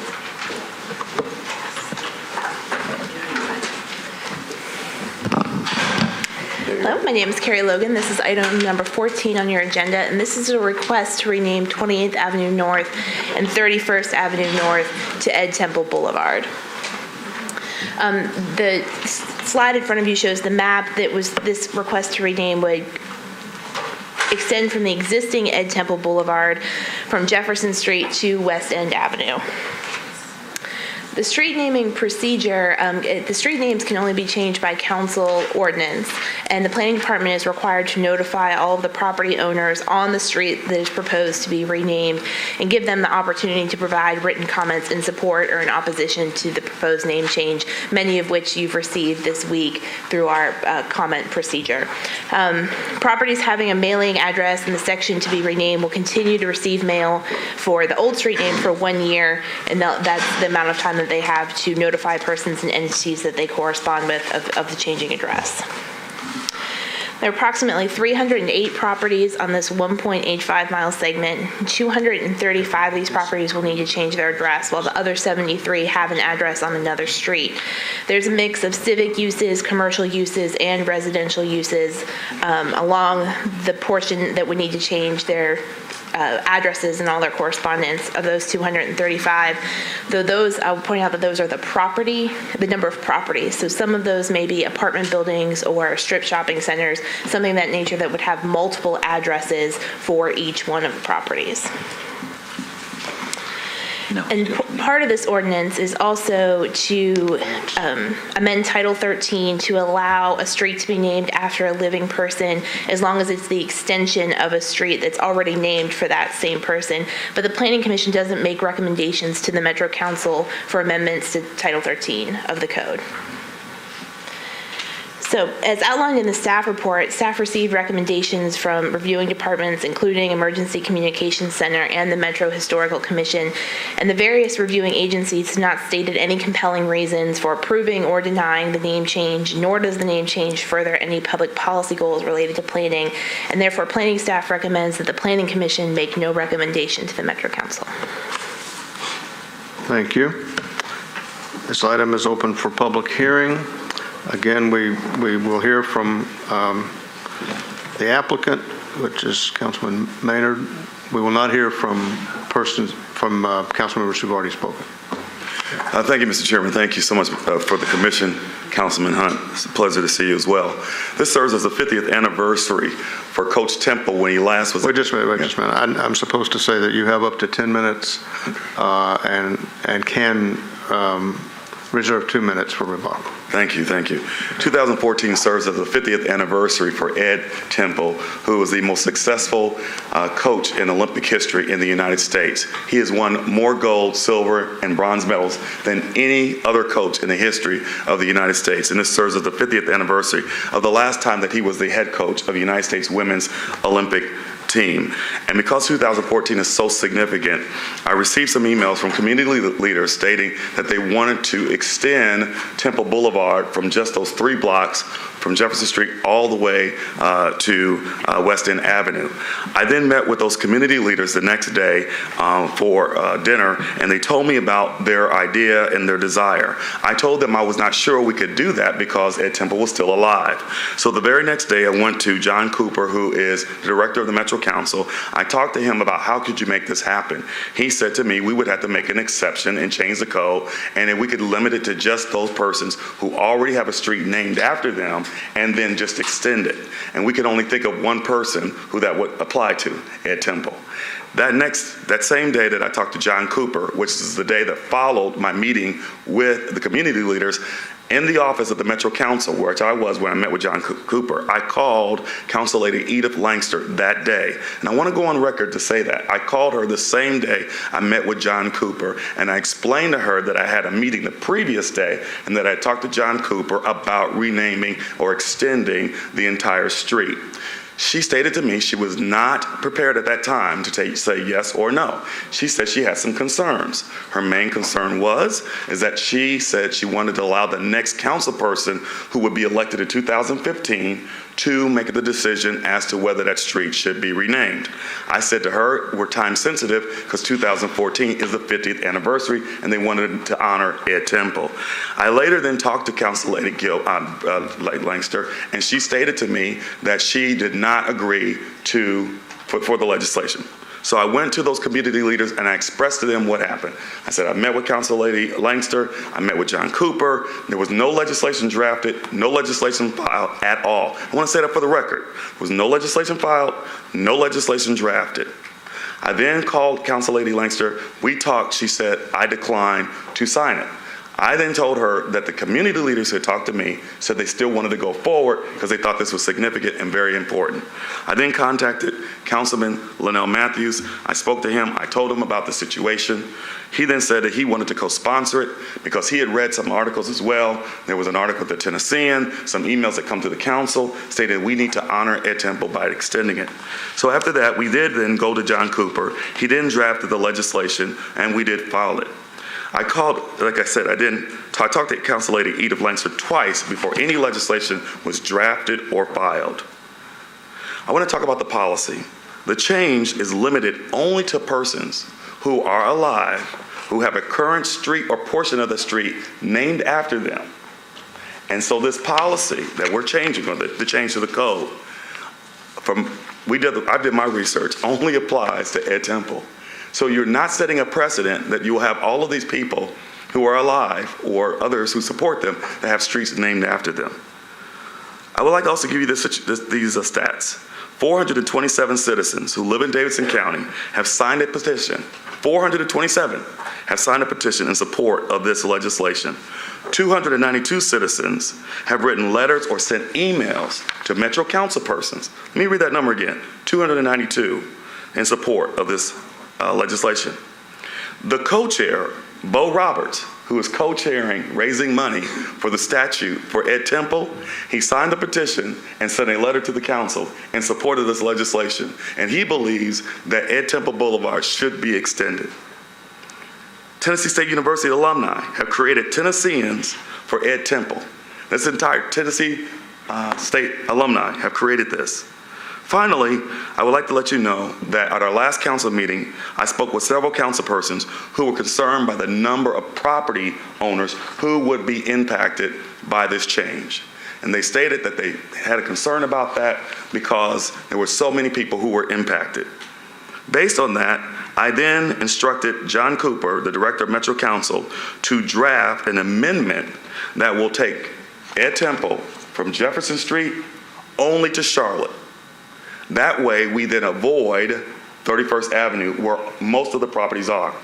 As a result, you have less than 30 residents will be impacted by this legislation once amended. I want to thank you, first of all, for your consideration.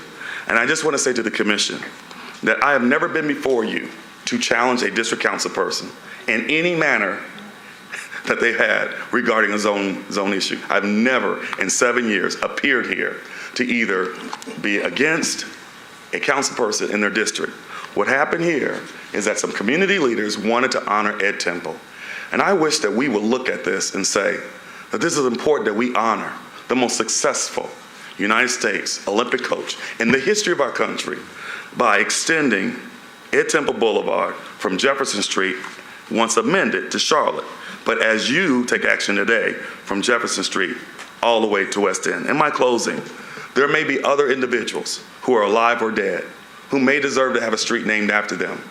I say there are plenty of streets in North Nashville, West Nashville, South Nashville, and East Nashville.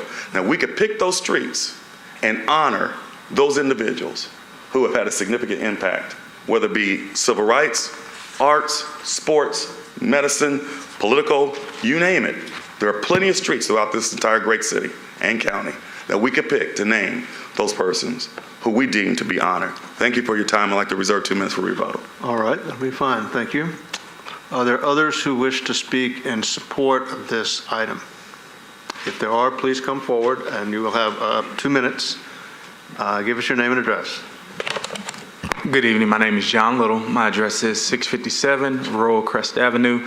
Didn't want to take a lot of time, but this is something that's very important to me, one as a TSU alumni and one that does a lot of work in North Nashville to support our political figures and our community figures. And so I appreciate what Councilman Maynard said. I wish I could repeat a lot of it, but I'll repeat some. For me, Ed Temple is a living legend. He's someone who has done a lot, not only for the TSU community, but for Nashville and Tennessee as a whole. This week as Alumni Week at Tennessee State University, and there are hundreds of alumni. If you go onto the petition on change.org, who have made comments like Ralph Boston, who's an Olympian himself, Sharon Hurt, who is the executive director of JUMP, Thais Hunter, who is an alumnus and school board member, Avery Patton, who is the founder of the Dirty Dozen, who does a lot of work in our community schools that need help, Dwight Lewis, who formerly worked for the Tennessean, Coach Sam Smith, which is really important. Coach Smith still travels around the world supporting the track program and definitely supporting Ed Temple. And last but not least, David Sweat, who is a property owner of Sweat's Restaurant on 28th and Clifton. And so, again, as I look at the facts and I read more on Ed Temple as I prepared to come up here and speak, he's won over 23 Olympic medals, and he's supported people who came to TSU like Wilma Rudolph, which has an awesome name and a long-lasting legacy, Edith McGuire, May Fags, and currently still the coach at TSU, Coach Sandra Cheeseborough. And so, again, if I can close on anything, this is something that we agree on as young people in our community. We want to be able to represent someone who has really represented us, and I'm here in definite support of extending Ed Temple Boulevard just a few blocks up to Charlotte Avenue. Thank you. Thank you, Mr. Little. Come forward, and you have 2 minutes, and if you would give us your name and address as well. Hello, my name is Kiera Nicole Lee. I live off of 14th Avenue North, and I support the change in the name. All right, thank you.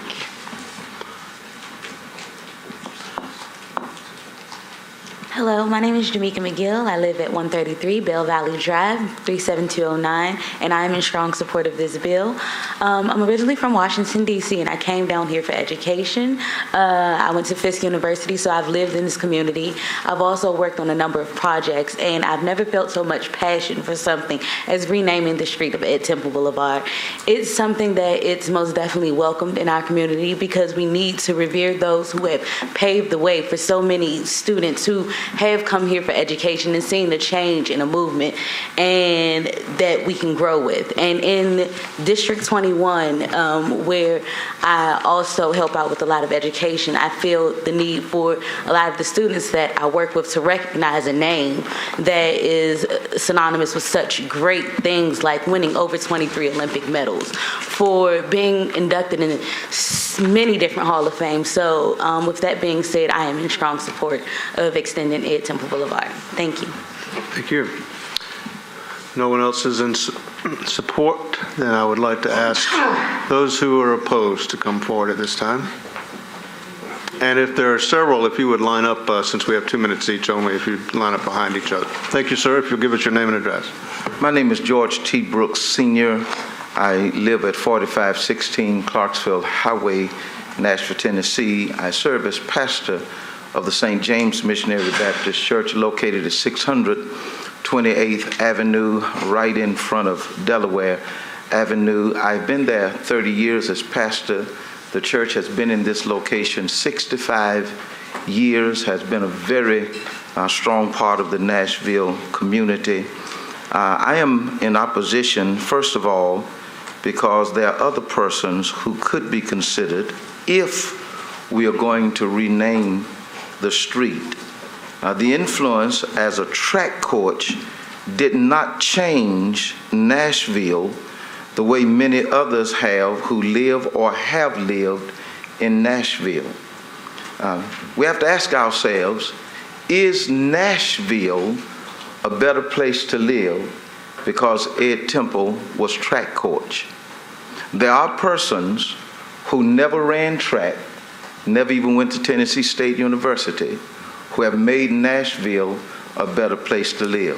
What makes this name change so significant, if we're going to change it, is that when you look at 28th Avenue, it is really a major thoroughfare around the city of Nashville.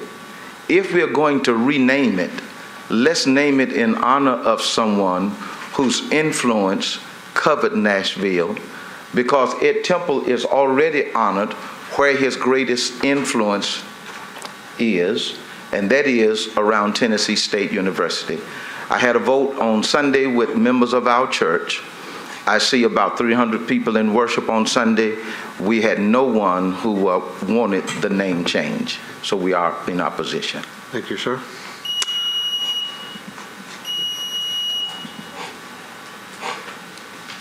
Hi, my name is John Halsell. My address is 110 31st Avenue North. I live in the West End condo along with 74 other homeowners. We are directly impacted by the potential name change. As a community, we're fortunate to have such a treasure as Ed Temple. He's clearly impacted the lives of thousands of young people in a remarkably positive way. While I don't know Mr. Temple, he seems to be a man that certainly deserves public recognition for his accomplishments. Extending the existing and renamed Ed Temple Boulevard to West End Avenue does not strike me as an appropriate tribute to such an unselfish man. Has he been consulted concerning this proposal? The renaming of a street in anyone's honor is an expensive proposition, especially when it involves such a high-density residential area as 31st Avenue North between West End Avenue and Bellwood Street. Has Mr. Temple been asked if he's comfortable with the monies being spent to honor him? Perhaps he would be more comfortable with this money being invested in the community that has been so important to him. In fact, the very community that gave his life meaning and purpose as he offered young adults the direction and focus needed to help make them remarkable successes. Perhaps the formation of an endowment fund in his name that would assist students with expenses associated with higher education, perhaps even enabling students who could not otherwise afford an education to earn one for the foreseeable future. Again, we are directly impacted by this name change and oppose the name change. Okay, thank you. Thank you. Yeah. Give us your name and address, and you have 2 minutes. Chairman, Commissioners, my name is David Jones. I'm minister of the Schrader Lane Church of Christ, which sits on Ed Temple Boulevard and Schrader Lane. I serve some 1,200 members of my church who live in the vicinity that's being referenced at this point. I absolutely love and adore Mr. Temple.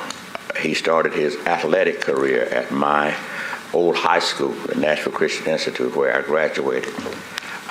He works out at the same athletic club that I do. He does a better job than I do, but I see him all the time in various and sundry places adore him. This is not about Ed Temple. It is about the ability of ministers and people who serve, people who have no voice in a community, to speak for them and help them to have the easiest possible way to live, to work with the existing councilmen that we have and nurture that community. We've changed the face of North Nashville where we are and continue to do that. We want to do that. And we believe that Dr. Brooks, who sits in a key position, has the same opportunity and has the same thought for really making North Nashville a place that we can all be proud of and all of our members can live there comfortably and safely. Thank you so much for allowing me to come. Thank you. 2 minutes. Good evening, Commissioners. I am Judy Cummings. I pastor New Covenant Christian Church located at 2201 Osage Street in the heart of North Nashville. And it's good to see all of you, my former colleagues. I come today not being impacted by the name change and also being an alumni of Tennessee State University. But I come to stand in support of my friend and my colleague, Pastor George Brooks, who does have a great impact in North Nashville. I'm very well aware of the legacy of Ed Temple. I see him on several occasions. Used to work out where he did, don't work out anymore. But what I as a commissioner, though, I always erred on the side of the community and what the community desired as they created the places where they wanted to live, work, and play. And so I understand that, there have been the meetings with the community leaders who want this change, but I would just say that we should also touch base with the community. Now, I understand that there's an amendment or a possible amendment that it would now only go to Charlotte. I would say if you're going to do the name change, to do it all the way, but because then you'll be right back here in a few years. Changing street names in Nashville has not always been easy. We worked tirelessly to get the name changed from Metro Center to Rosa Parks, and it was not easy.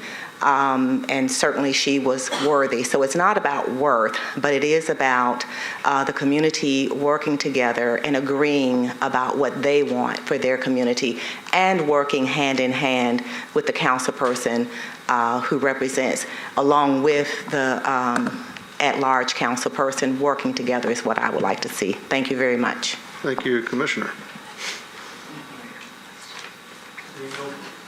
See no further discussion. Councilman Maynard, you have up to 2 minutes. Thank you, Commissioner. I live on 35th Avenue North, right by 28th Avenue. I live by Tennessee State. This is my neighborhood. I'm elected countywide, so this is my district as well. I respect from councilmanic courtesy, and I gave councilmanic courtesy to Council Lady Edith Langster. We met twice by phone before we filed any legislation. I stand here today to say that Ed Temple is deserving of not only the statute that they're proposing, but he's also deserving of extending this boulevard. And I want to talk to you about a book that was called Rome, that was written about the Olympics in 1960. And it talked about Wilma Rudolph, Muhammad Ali, and all of the African Americans who participated in those Olympic Games, and how from an international perspective and from a national perspective, it changed the way people saw African Americans. It changed race relations. For those of us who play sports, we understand how sports can help lead change regarding civil rights and race relations, sometimes more than politicians, sometimes more than religious leaders. So I will say to you, he is deserving to have this extension. And I will say from a policy perspective, it is limited to only people who are alive, who currently have a street named after them. And based on the concerns of fellow councilpersons, I have instructed Mr. Cooper to file an amendment that will limit it to Charlotte Avenue so that you will have less than 30 residents will be impacted. My last point is this. That's fine. My last point is this. I strongly recommend that you pass the staff recommendation of no recommendation and allow the council the opportunity to take this to committee and determine whether we pass this or not. Thank you. Thank you, Councilman. This public hearing is closed and it's now ready for discussion by the commission. Let's see. Let's start with Chairman McLean. First, I'd like to make an observation, and I don't know how y'all got this done, but there's a Haynes Street in Clifton, right? Yeah. A FAR. Andre, what happened to us? Yeah, that time's coming. Sure it is.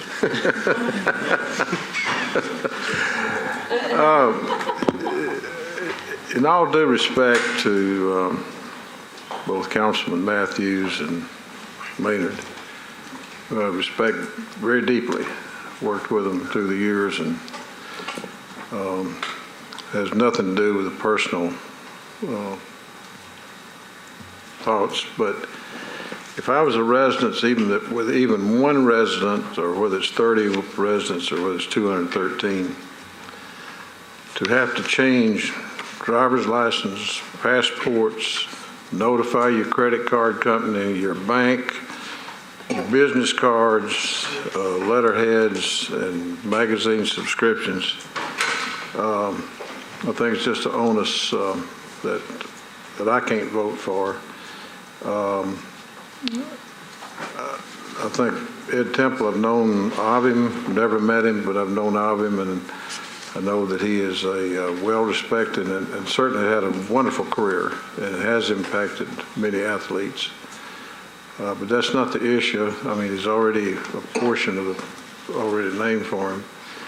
But I think the impact, no matter how many people it is along 28th, even if it stops at Charlotte, that to impact them, ask them, and require them to make those changes that I reeled off is something that I can't support.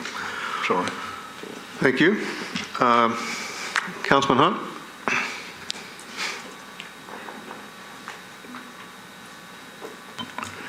Thank you, Mr. Chairman.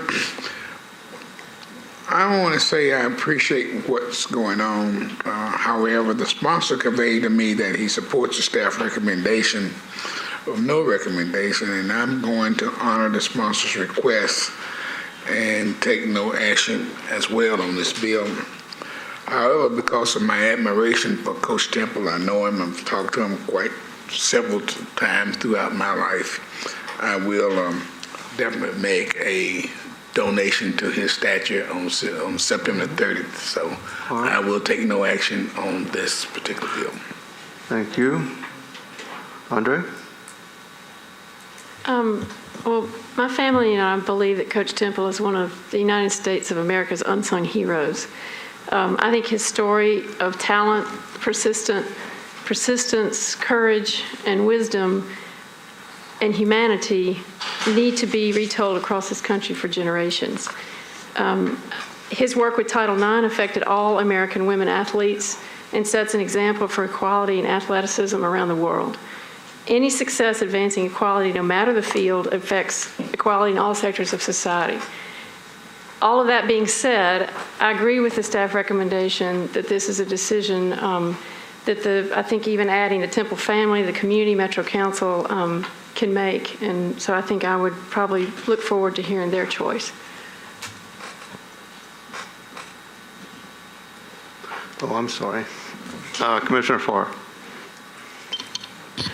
I would also support that we don't take any action at this time. All right. Commissioner Dalton? After reviewing the information and the staff's analysis, I do agree with staff on this. I do have some concerns, and as the commissioner stated earlier, Ed Temple is a jewel to Nashville and to this nation, and but the bottom line is that it affects and impacts a lot of people if we go ahead and make this change. And and ultimately, I know it's the council's decision.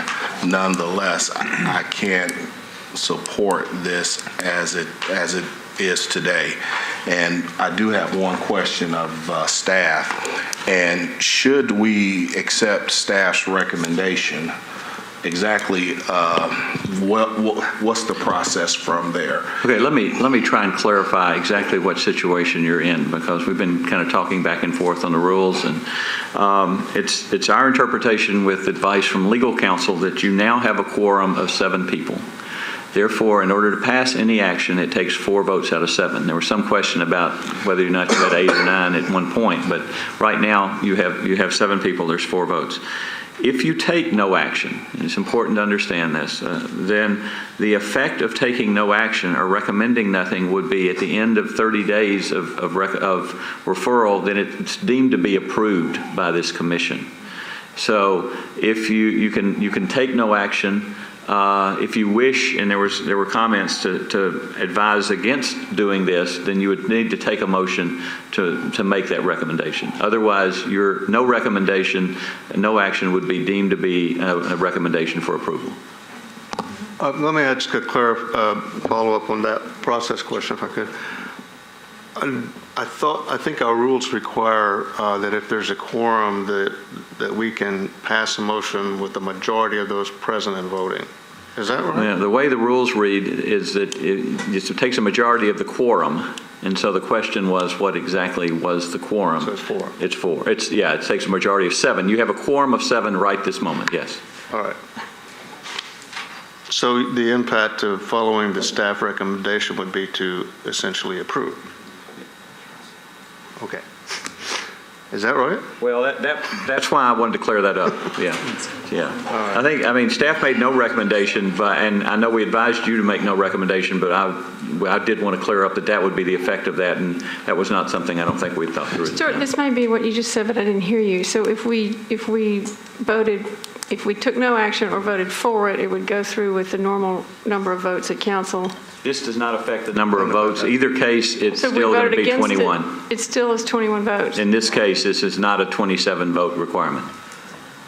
It doesn't change the number of yes votes. It does provide input to the council. One way or the other, maybe it would help them vote for it or against it. Who knows?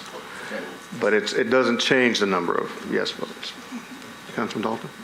Commissioner Dalton? Commissioner Haynes? Okay, just one second. If we voted against it, it still only needs 21 votes. That's right. If we take no action, it takes 21 votes. And if we approve it, it takes 21 votes. Right. Number of votes is correct. If you take no action or you vote to approve it, it goes forth as a recommendation for approval from the commission, still takes 21 votes. If you vote not to recommend it, it goes forward as a recommendation to disapprove, but it still only takes 21 votes. Commissioner Haynes. As a matter of policy, I think we need to take road name changes very seriously. We get a lot of criticism in the city for people who have just moved here of, going along the same road and the name already changes 3 or 4 times. That's point 1. Point 2, I think Mr. Halsell of 31st Avenue said it well. I think there are better ways to honor the legacy of Coach Temple that are less impactful on a significant number of people along the road. So I would be voting against this if it had any impact. Okay. Before I ask for a vote, I guess to me it doesn't really.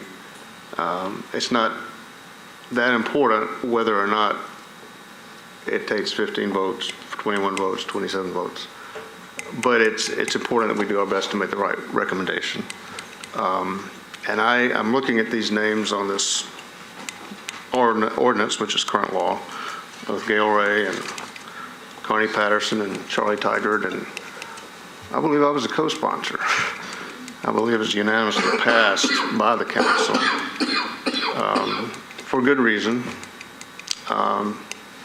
It is hard to be objective about living people, and we could have a lot of open floodgates. I don't think that's the intent of the sponsors of this at all, and it might not.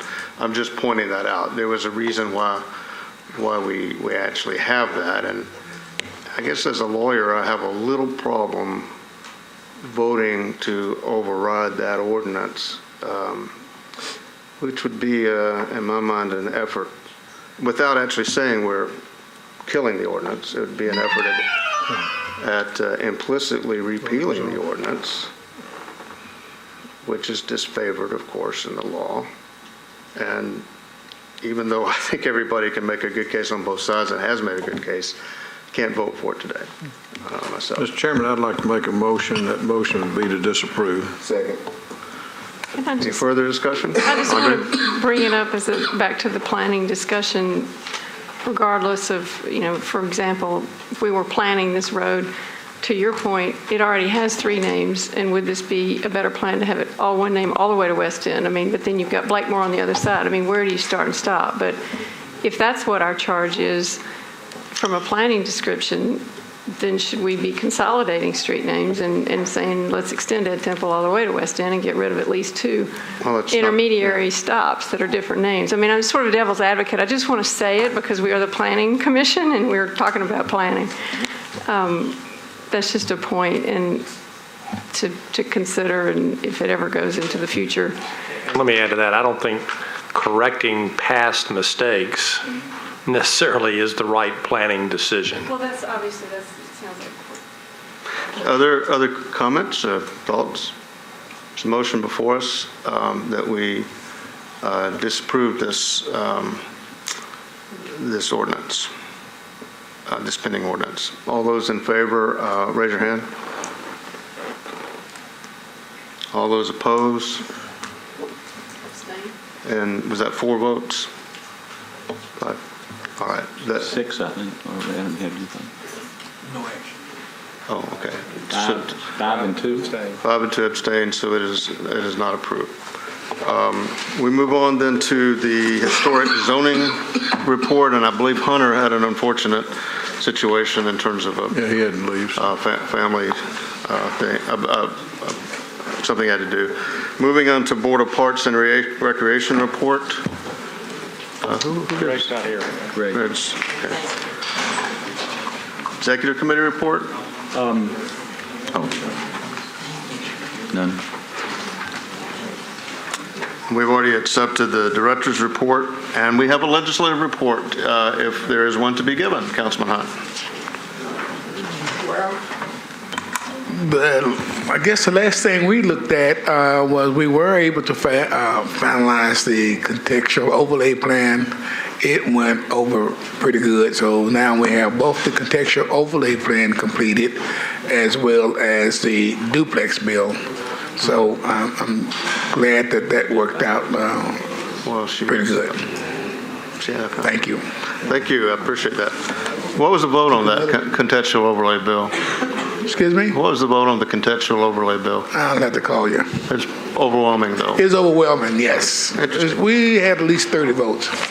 All right. Thank you. I believe we're getting very close to being through. Is there a motion to adjourn? So moved. All in favor, please adjourn yourselves. Thank you.